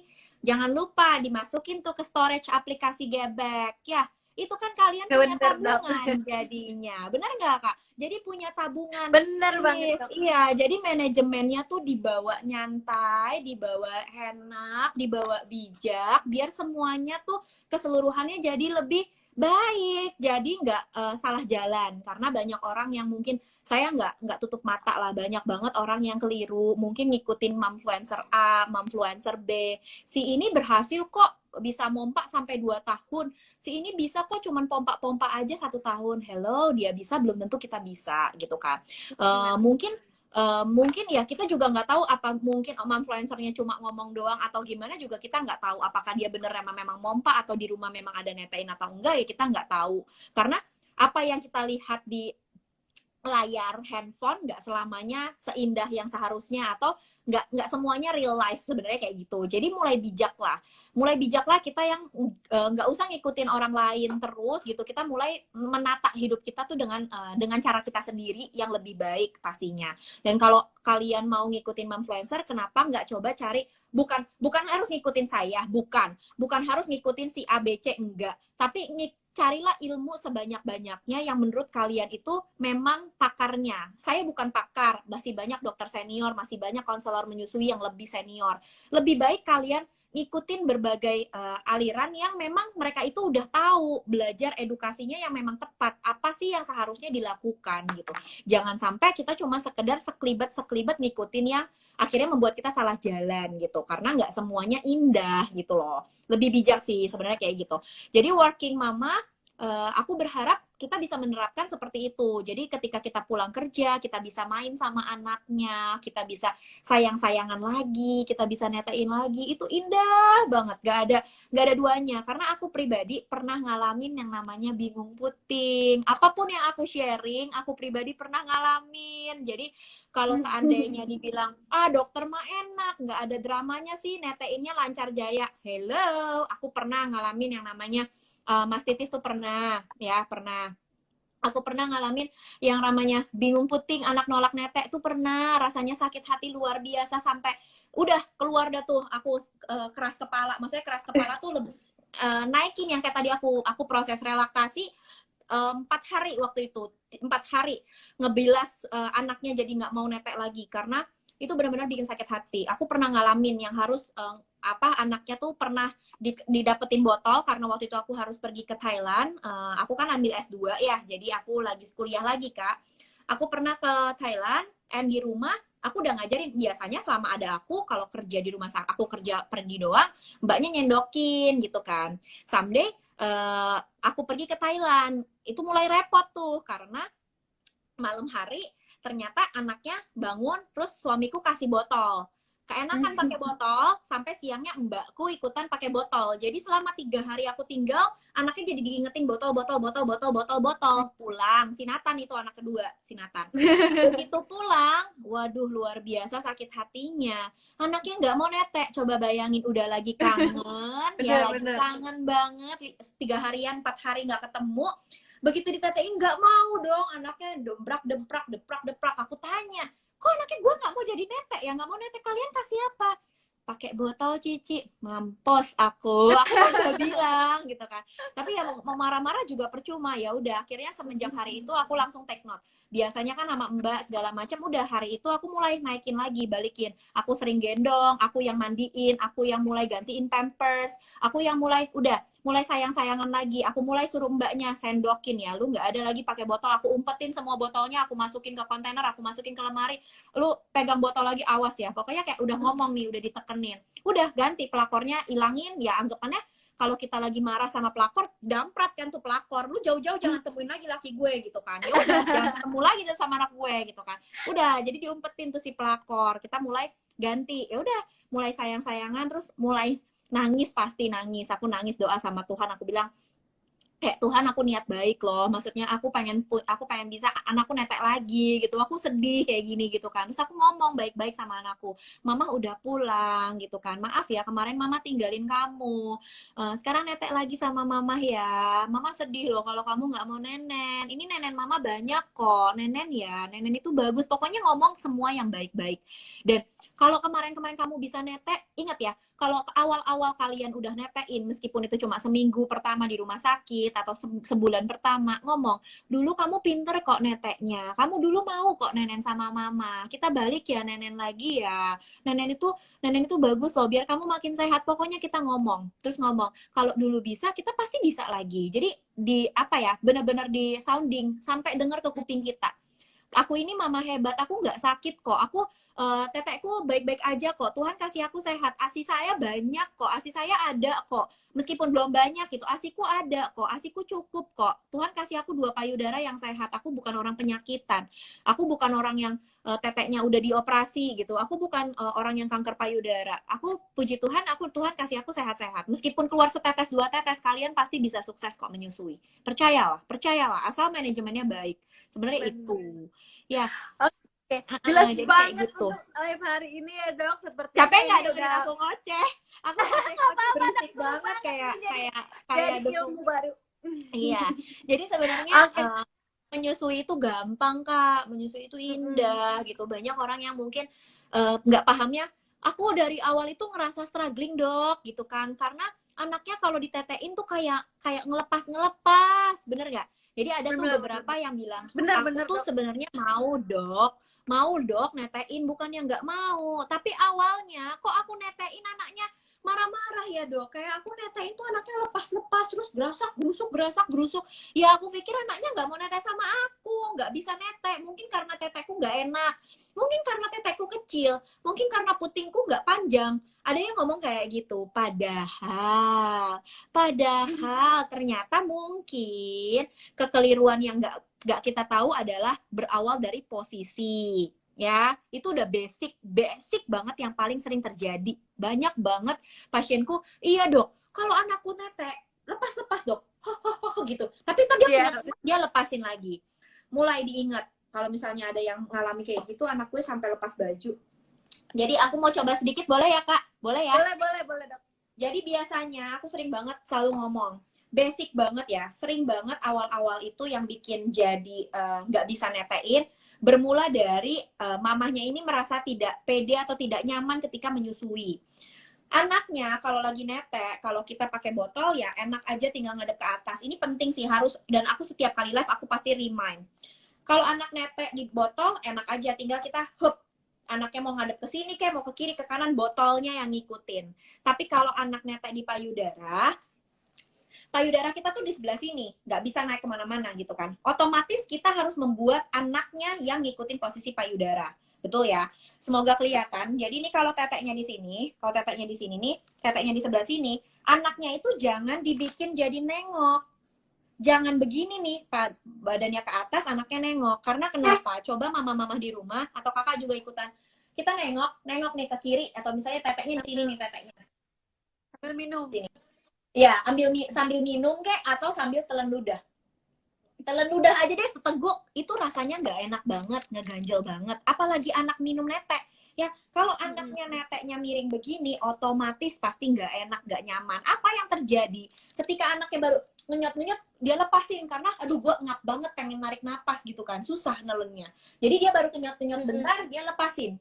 Tapi dia pengen lagi, masih lapar, ngenyot-ngenyot lagi, dia lepasin. Gerasak gerusuk, mamahnya panik gitu. Jadi dari situ langsung, wah udahlah maknya, aduh gimana nih, udahlah nggak ada kali teteknya dipecet-pecet, tapi keluar, tapi nggak mau netek, tapi kok marah-marah gitu ya nggak? Keluar, ada, tapi kok begitu sih marah-marah, udah botol, mungkin sedikit keluarnya gitu kan, udah sibuk sendiri jadi botol. Itu yang kesalahan pertama. Kesalahan kedua, selain daripada itu, yang pertama nengok, kalau misalnya anaknya perutnya ngadep ke atas gini, ininya tuh keganjel di badan kita.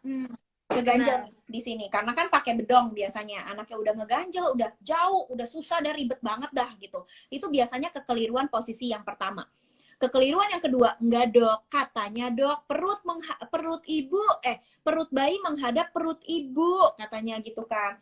Kemudian posisinya harus berhadapan dok, katanya gini. Terus aku udah tahu dok, bener kok kayak gitu. Aku udah kayak gini nih dok, udah ngadepnya, nggak nengok, palanya nggak boleh nengok. Oke, iya udah bener nih. Oke, udah pinteran ya. Terus yang kedua, kekeliruan yang kedua adalah, tapi begitu lagi gendong begini, anaknya ketutupan hidungnya, nempel begini kak. Sering kejadian ya. Nempel hidungnya. Biasanya mama-mama ngapain? Sambil naik begini, dipencet datu tete, biar nggak hidungnya ketutupan. Aku kasih tahu ya mama, payudara kita itu banyak selangnya. Jadi ada saluran asinya. Oke, jadi ketika anaknya netek di payudara, kalau misal alirannya lagi baik-baik nih, seharusnya dia lagi ngenyot baik, terus tiba-tiba kita tutupin atau kita sepanjang dia netek, kita tutupin. Jadi kita tekan karena kan biar nggak ketutupan hidungnya. Mau nggak mau alirannya ini akan seret, akan memelan, akan nggak sesuai dengan dia udah kenyot capek, tapi dapatnya alirannya seret. Itu karena salah satunya kita tekan. Otomatis begitu dia lagi netek nih, nggak lama dia lepas gerasak gerusuk dia ngenyot lagi, dia lepas gerasak gerusuk dia ngenyot lagi. Nah karena kekeliruan posisi yang kedua tadi, karena posisi hidungnya ketutupan, kita pencet teteknya. Jadi gimana dong dok, hidungnya ketutupan, emang harusnya gimana? Nah kalau hidungnya ketutupan berarti posisi kita yang keliru lagi, padahal posisi anaknya udah benar. Coba lihat cara gendong mamahnya, sering kali nih, lihat ya. Oke, aku mundurin. Lihat ya, posisi netein yang baik dan benar adalah yang pertama, otomatis benar tadi. Posisi anaknya telinga, bahu, pinggang, satu garis lurus. Itu yang aku selalu gampang ngomonginnya. Karena kalau teoritis, perut menghadap perut ibu itu agak susah. Karena ngadep perut aja tuh jauh nih, kadang-kadang suka jauh. Ada korset gitu kan, suka jauh. Oke, jadi aku selalu bilang telinga, bahu, pinggang, satu garis lurus. Oke, tangan anaknya nggak ngejepit. Kalau boleh lepas bedong alangkah baiknya, tapi kalau misalnya pakai bedong pastikan anaknya nggak kejepit. Aku sih lebih saranin lepas bedong supaya ya kita mana enak sih makan diikat gitu kan, supaya anak juga dapat porsi makannya lebih banyak, lebih nggak ngengap, nggak ketendet gitu loh, perutnya nggak ngap gitu, jadi dia bisa mendapatkan porsi yang lebih banyak. Karena bedong itu kadang-kadang kalau kekencangan anaknya tuh jadi cepet begah, apa sih, kayak kita kecentet aja, kayak kita makan pakai korset, gimana sih rasanya, nggak nyaman gitu ya. Jadi kalau boleh sambil dikendorin aja dulu, kendorin juga nggak apa-apa. Tangan anaknya dibawa ke belakang. Nah, lihat ya bahu aku. Kalau netein itu seharusnya bagian bahu mamahnya ini rileks. Tapi yang kejadian sering kali, apalagi mama-mama baru yang masih belum biasa gendong, Tegang ya dok. nah, biasa kan kayak gini. Lihat ya, ininya ngangkat. Ininya akan ngeganjel, bukan ngeganjel, kayak nahan. Ya, tangan mamanya akan nahan. Dan sering kali kepala anaknya tuh dijepit pakai ujung siku. Rata-rata kayak gini. Pertama, ketika begini, ini pasti anaknya tuh akan lebih gitu, lebih ditendet pakai tangan mamanya. Karena mamanya beranggapan harus ditahan pakai tangan mamanya. Padahal seharusnya bukan menahan, tapi menopang. Ya, jadi seharusnya tangan mamanya tetap seperti ini, ya. Dan anaknya ini nggak kita tendet pakai tangan kita supaya hidungnya nggak ketutupan. Tuhan itu luar biasa loh, ajaib banget. Semua ciptaan Tuhan tuh udah dipikirkan sedemikian rupa. Kenapa maksudnya dok? Lihat ya, kita punya hidung, kita punya hidung sama kita punya sudut bibir yang di atas ini. Kalau diginiin, ini tuh masih ada celahnya. Jadi Tuhan tuh ajaib banget. So, which is sebenarnya kalau misalnya nggak ditendet dan anaknya kayak gini, ini sebenarnya masih ada celahnya. Dan pastikan yang kedua adalah kepala anak ini posisi di sini nih, posisi gendong, ini tuh nggak menunduk kayak gini, nggak menunduk, tapi dia lebih mendongak ke atas. Caranya gimana? Udah telinga, bahu, pinggang satu garis lurus. Perhatikan, aku bangun ya. Perhatikan area badan mamahnya. Kalau badan anaknya ini kita lebih dekat, kepalanya tuh akan lebih menjauh. Lihat ya.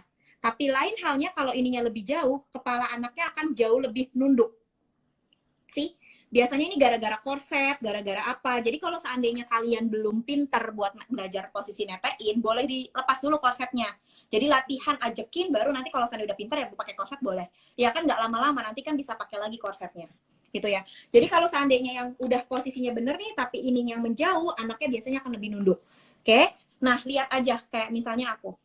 Kalau misalnya kita meletakkan puting di area bagian bawah mulut anak, misalnya pas lagi diposisiin, posisi puting ini, posisi tetek mamahnya ini lebih di bawah. Anaknya otomatis nyarinya akan gini, nunduk. Ya, dia akan nyarinya misalnya kayak gini nih. Dia akan nunduk, ininya akan ketutupan. Nah, Ya, tapi lain halnya kalau kita memposisikan ininya di area atas mulutnya. Jadi dia akan lebih jeda. Jadi kelihatan ya. Nah, dengan itu kalau misalnya mau ngajarin anaknya gimana posisiinnya, deket ininya, telinga, bahu, pinggang satu garis lurus, dekat pantat anaknya lebih dekat. Jadi kalau misalnya tadi begini, kita mulai dekat. Area tangan itu bukan diikat, bukan cuman area topang aja. Topang aja dan ininya nggak boleh gitu. Ya, nanti latihan. lemesin aja Shay. Ya, betul. Nanti lemesin aja Shay. Nah, tapi dok takut jedak. Aduh, jedak juga deh bandok gue. Bentar. Tapi takut jedak, dok. Kalau begini kan anaknya nggak ada pegangan, dok. Nanti kalau dia gelekek gitu gimana? Tangan kamu kan punya satu lagi, Mama. Tangan yang satunya lagi standby di belakang sini.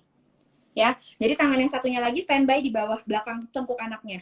Oke, jadi kalau misalnya takut anaknya lepak atau ngelepas gitu ya, kita bisa pegang standby di sini. Ini hidungnya nggak akan ketutupan. Karena kita nggak nahanin. Jadi kita taruh di bagian sebelah sini ya. Nah, kalau seandainya udah kayak gini, udah enak. Kita sambil sayang-sayang, kita sambil ngapa-ngapain gitu kan. Kalau anaknya mulai ketiduran, kita sambil, kalau aku pribadi, aku nggak suka noelin pipi anaknya. Supaya nggak memble. Kayak guguk apa sih yang kayak gitu, kan ada ya guguk yang begini kan ya, aku nggak suka membelin anak. Jadi kalau ke anakku kalau misalnya ketiduran, aku selalu kresek-kresekin kuping, jadi kayak gini-gini atau di bagian bawah dagu, jadi aku kayak toel-toelnya di bawah dagu, aku nggak gini-giniin, nggak. Jadi kalau sambil kayak gini kan kita pegang tangan, terus kalau misalnya dia udah kayak ketiduran, aku kresek-kresekin, ayo mau nenen nggak gitu. Kalau udah nggak mau nenen ya udah bobo ya, nanti mama nenenin lagi, mama mau mandi, mama mau makan, pokoknya ngomong aja sama dia. Kalau misalnya udah ketiduran ya udah lepasin gitu. Jadi tangan kita ini bisa sambil sayang-sayang, sambil ajak ngobrol, ini bisa macem-macem. Jadi ininya tetap relax dan kitanya nggak pegel. Banyak orang yang bilang netein tuh pegel banget, dok. Ya berarti keliru cara gendongnya gitu ya. Dan biasanya karena kalau ininya jauh, ingat lagi kalau ininya jauh, anaknya bisa nunduk jatuhnya. Jadi ini dekat, lebih dekat ya. Tangan kita tuh bisa, kalau misalnya newborn bisa sampai pantat gitu. Nanti kalau seandainya ngerasa lebih pegel atau mau apa, diganjel. Satu lagi, bantal menyusui itu kan alat bantu.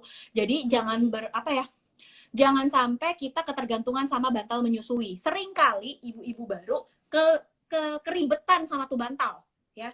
Bantal itu tuh ribet loh. Kalau awal-awal tuh udah belum pinter, kita harus prinsipnya gini deh. Itu bantal jangan bikin kita jadi ketergantungan. Maksudnya gimana? Ada enggak ada itu bantal, kita harus pinter buat netein. Posisi nyeteinnya harus pinter.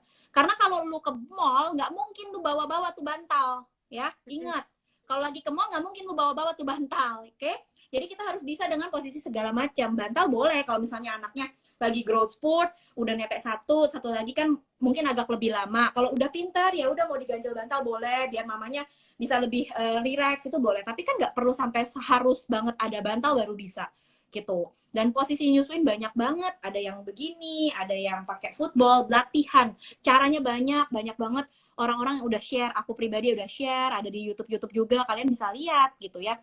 Semoga aja bisa kelihatan, maksudnya kayak cara penjelasannya juga bisa kalian tangkap dan bisa latihan sendiri, posisi baringan segala macam. Karena kalau misalnya kita udah pintar ajak posisiin dari awal itu, pasti tingkat keberhasilan untuk nyusuinnya, direct breastfeedingnya akan jauh lebih enak jalannya gitu. Karena kalau misalnya kita kecelek dari posisi aja, itu yang bikin kita, oke, anaknya nggak mau netes sama saya. Oke, anaknya kalau netes sama saya nggak cukup, selalu minta lebih. Padahal sebenarnya nggak seperti itu. Padahal ketika anak netek di payudara mamahnya, either dia minum ataupun dia makan, dia akan mencukupi sendiri. gitu. Jadi bukan gara-gara netek terus dia nggak cukup, nggak begitu. Biasanya pasti ada yang keliru di dalam hariannya itu. Benar-benar. Paham ya? Jadi Jelas banget, Dok. iya, jadi semoga aja buat yang dengerin, oh ternyata iya kali dok, aku tuh kayaknya gendongnya kemarin nggak enak kali dok. Oh karena aku pakai korset aja udah sakit dok, mau netein susah pokoknya gitu kan. Jadi banyak banget yang nggak paham soal ini dan itu yang sedih sih, sedih banget. Apalagi kalau udah 2 bulan, udah 3 bulan. Biasanya kalau udah ngeh duluan, 2 minggu udah ngeh itu gampang banget buat diajarin lagi. Anaknya masih pinter banget, masih gampang gitu kan. Makanya jadi aku selalu bilang sih, mungkin ada yang lagi hamil atau apa, aku pengen banget ngajak kalian buat sama-sama melek direct breastfeeding, melek ilmu lebih banyak gitu kan. Kalau boleh sampai ke konselor ya datengin konselornya gitu kan. Itu akan alangkah lebih baik sih gitu. Dan kalau bisa pas awal-awal lahiran ya coba deh belajar, temuin salah satu konselor menyusui biar diajarin betul posisi nyusuinnya yang ajek, yang bagus, yang baik, yang enak tuh seperti apa. Perlekatan juga signifikan. Kalau posisinya udah baik, perlekatannya akan masuk lebih dalam. Kayak tadi yang aku bilang, kalau misalnya anaknya ininya jauh kak, dia nunduk nih, dia akan mempertahankan area puting itu ditahan pakai mulutnya supaya nggak kelepas. Karena tahanan dia tuh di bagian muka kan, ininya kan jauh. Tapi kalau kitanya lebih dalam, dia tuh bisa lebih leluasa ngarahin semua otot-ototnya ini. Nah, kalau dia udah posisinya enak, dia perlekatannya bagus, itu tuh nggak akan bikin mamahnya drama-drama lecet puting lah, drama-drama nyusuin sakit lah, perlekatan nggak bagus lah. Nah, itu akan lebih baik karena posisinya oke, perlekatannya lebih deep, lebih bagus, mamahnya juga lebih nyaman gitu. Jadi saling berlingkaran sih sebenarnya, saling ikut, saling berkaitan ya. Makanya aku bilang ilmu ASI itu sungguh luas, nggak bisa cuma sepetaknya lagi nggak tahu kemana ketinggalan, itu nggak bisa. Jadi benar-benar harus keseluruhan. Jadi buat orang-orang yang males dengerin atau males belajar 1-2 jam, alangkah sedih sih. Supaya kalau aku boleh saran ya kalian dengerin deh, dan ilmunya kan gratis gitu kan ya. Kayak nanti Gebek di share ya di IGTV. Kalau misalnya ada punya temen baru lahiran atau ada punya temen yang kira-kira lagi hamil tua, di share. Beneran deh, di share. Bukan berarti mau promosiin Gebek atau promosiin aku pribadi, enggak. Justru dengan kalian share, kalian jauh dari nyinyiran atau baperan. Bukannya berarti gini, lebih baik kalian share. Aku selalu ngomong ini nih beberapa waktu terakhir, karena Tuhan kayak taruh di hati aku. Kita setiap manusia ini nggak bisa punya hati yang legowo. Kadangkala kita baperan.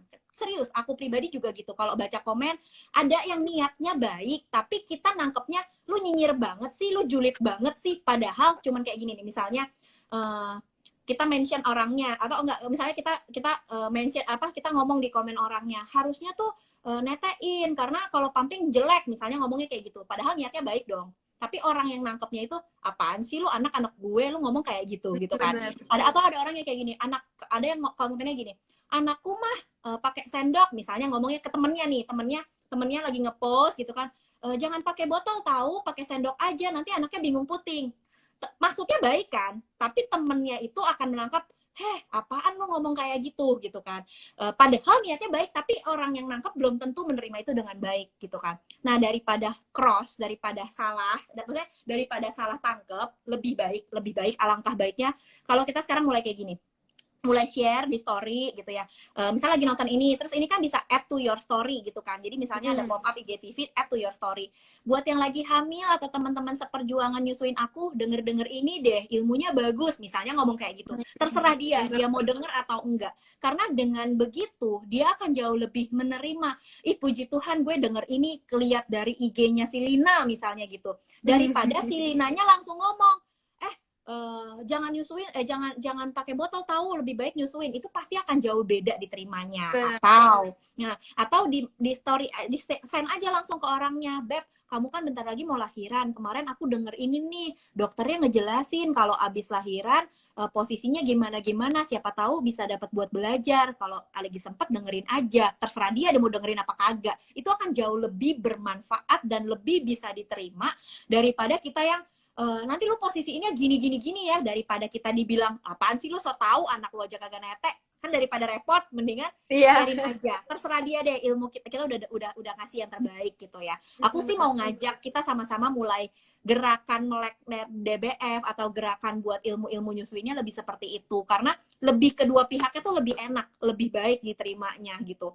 Karena kalau kita yang ngomong belum tentu dianya mau dengerin, lebih sakit hati kan. Oh iya makasih, tapi begitu udah kita ngomongin dia nggak mau dengerin, lebih sakit hati gitu kan. Lebih bodo amat, biarin aja, terserah dia yang denger gitu ya. Aku lebih saran kayak gitu sih. Bener Oke. Oke, Dok, nggak Apa? berasa udah hampir 2 jam. Ada Seru hadiah, banget. ada hadiah-hadiahan nggak dari Gebek? Kalau nggak salah ada Ada giveaway dapat hadiah, Dok. apa? Yo, siapa yang dapat? Oke, Atau nah nanti? jadi untuk tadi yang udah komen, tadi udah juga aku screenshot, yang tadi udah kita bacain juga. Ini berkesempatan mendapatkan hadiah masker dari Gebek, dan juga yang berkesempatan dapat hadiah kantong ASI, 2 box kantong ASI. Ini kalau yang bikin summary atau yang udah bikin ringkasan dari live kita hari ini. Boleh tag ke dokter, Benar-benar. boleh ya, Dok? Boleh banget, silakan mention Boleh. saya. Sebisa mungkin saya re-mention, tapi kalau misalnya banyak banget kadang-kadang suka notifnya kan ketumpuk, bukannya berarti aku sombong ya, nggak mau share. Jadi aku welcome banget kalian mau mention aku, sebisa mungkin aku baca, aku reshare gitu kan. Buat kalian yang misalnya mau DM aku juga, itu silakan banget. Cuma aku mohon maaf duluan kalau misalnya kebalesnya entah kapan, atau kadang suka nggak kebaca gitu, bukannya nggak mau balas, bukan gitu.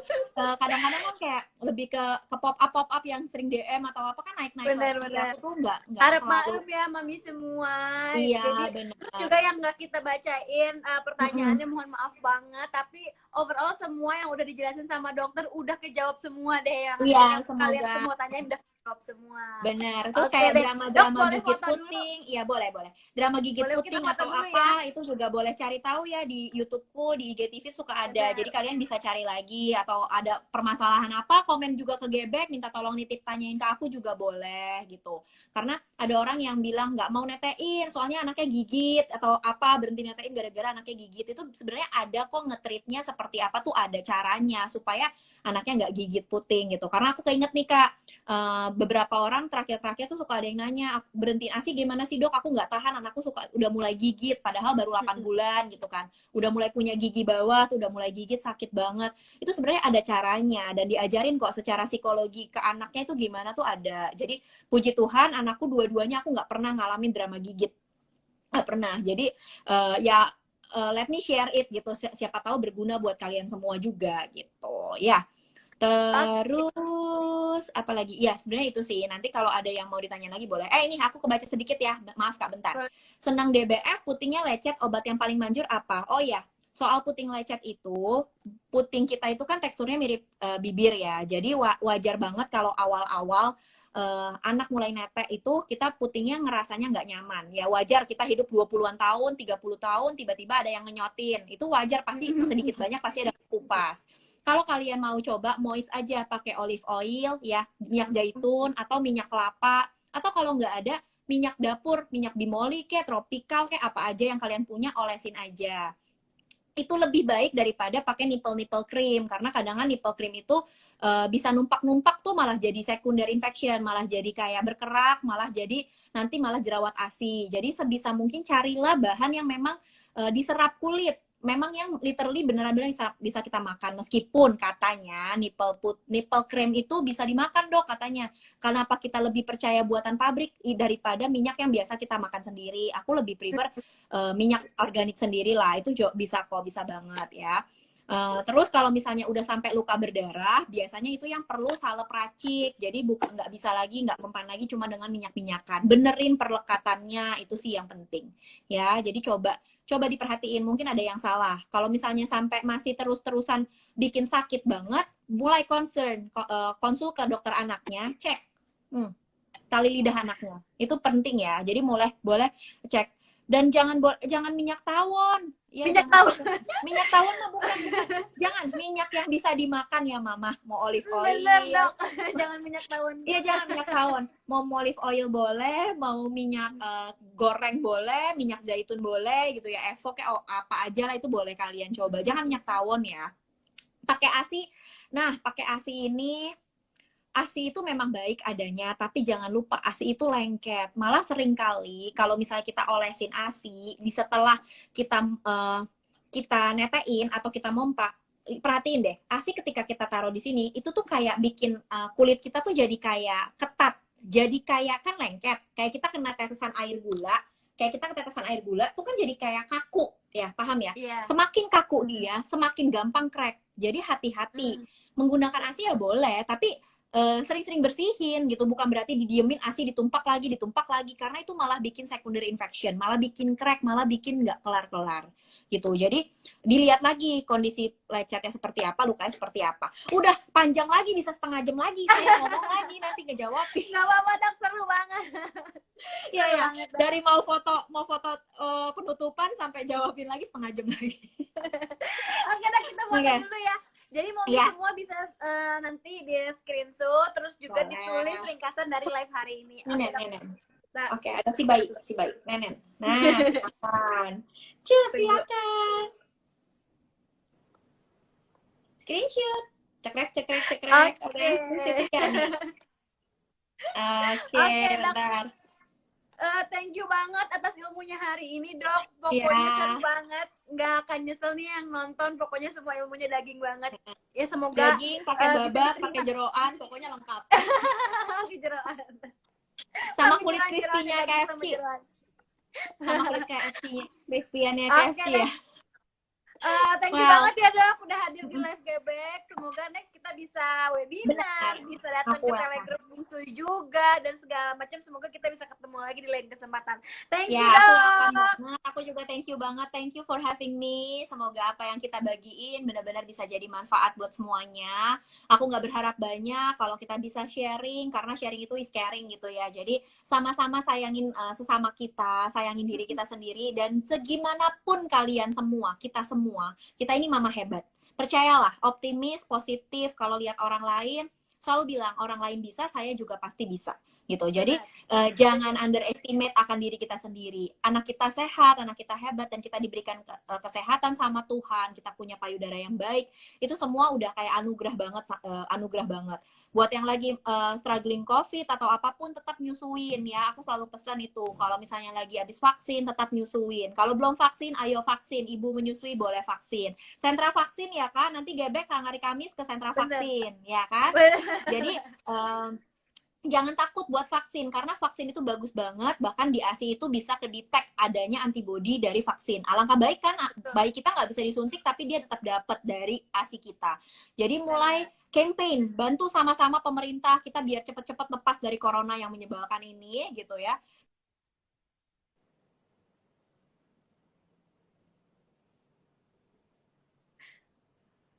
Gitu ya.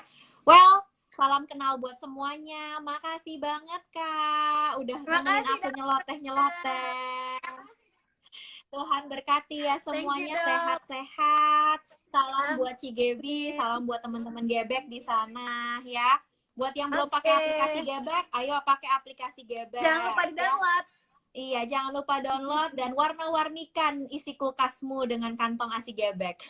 Tetap nyusuin pastinya ya, nyusuinnya diutamain, oke? Thank you ya, Dok. Bye, Tuhan Bye. berkati. Oh ya, mohon maaf kalau ada salah kata ya.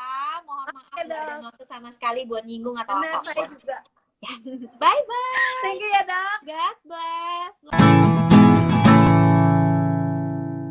Quebec Lifestyle Solution.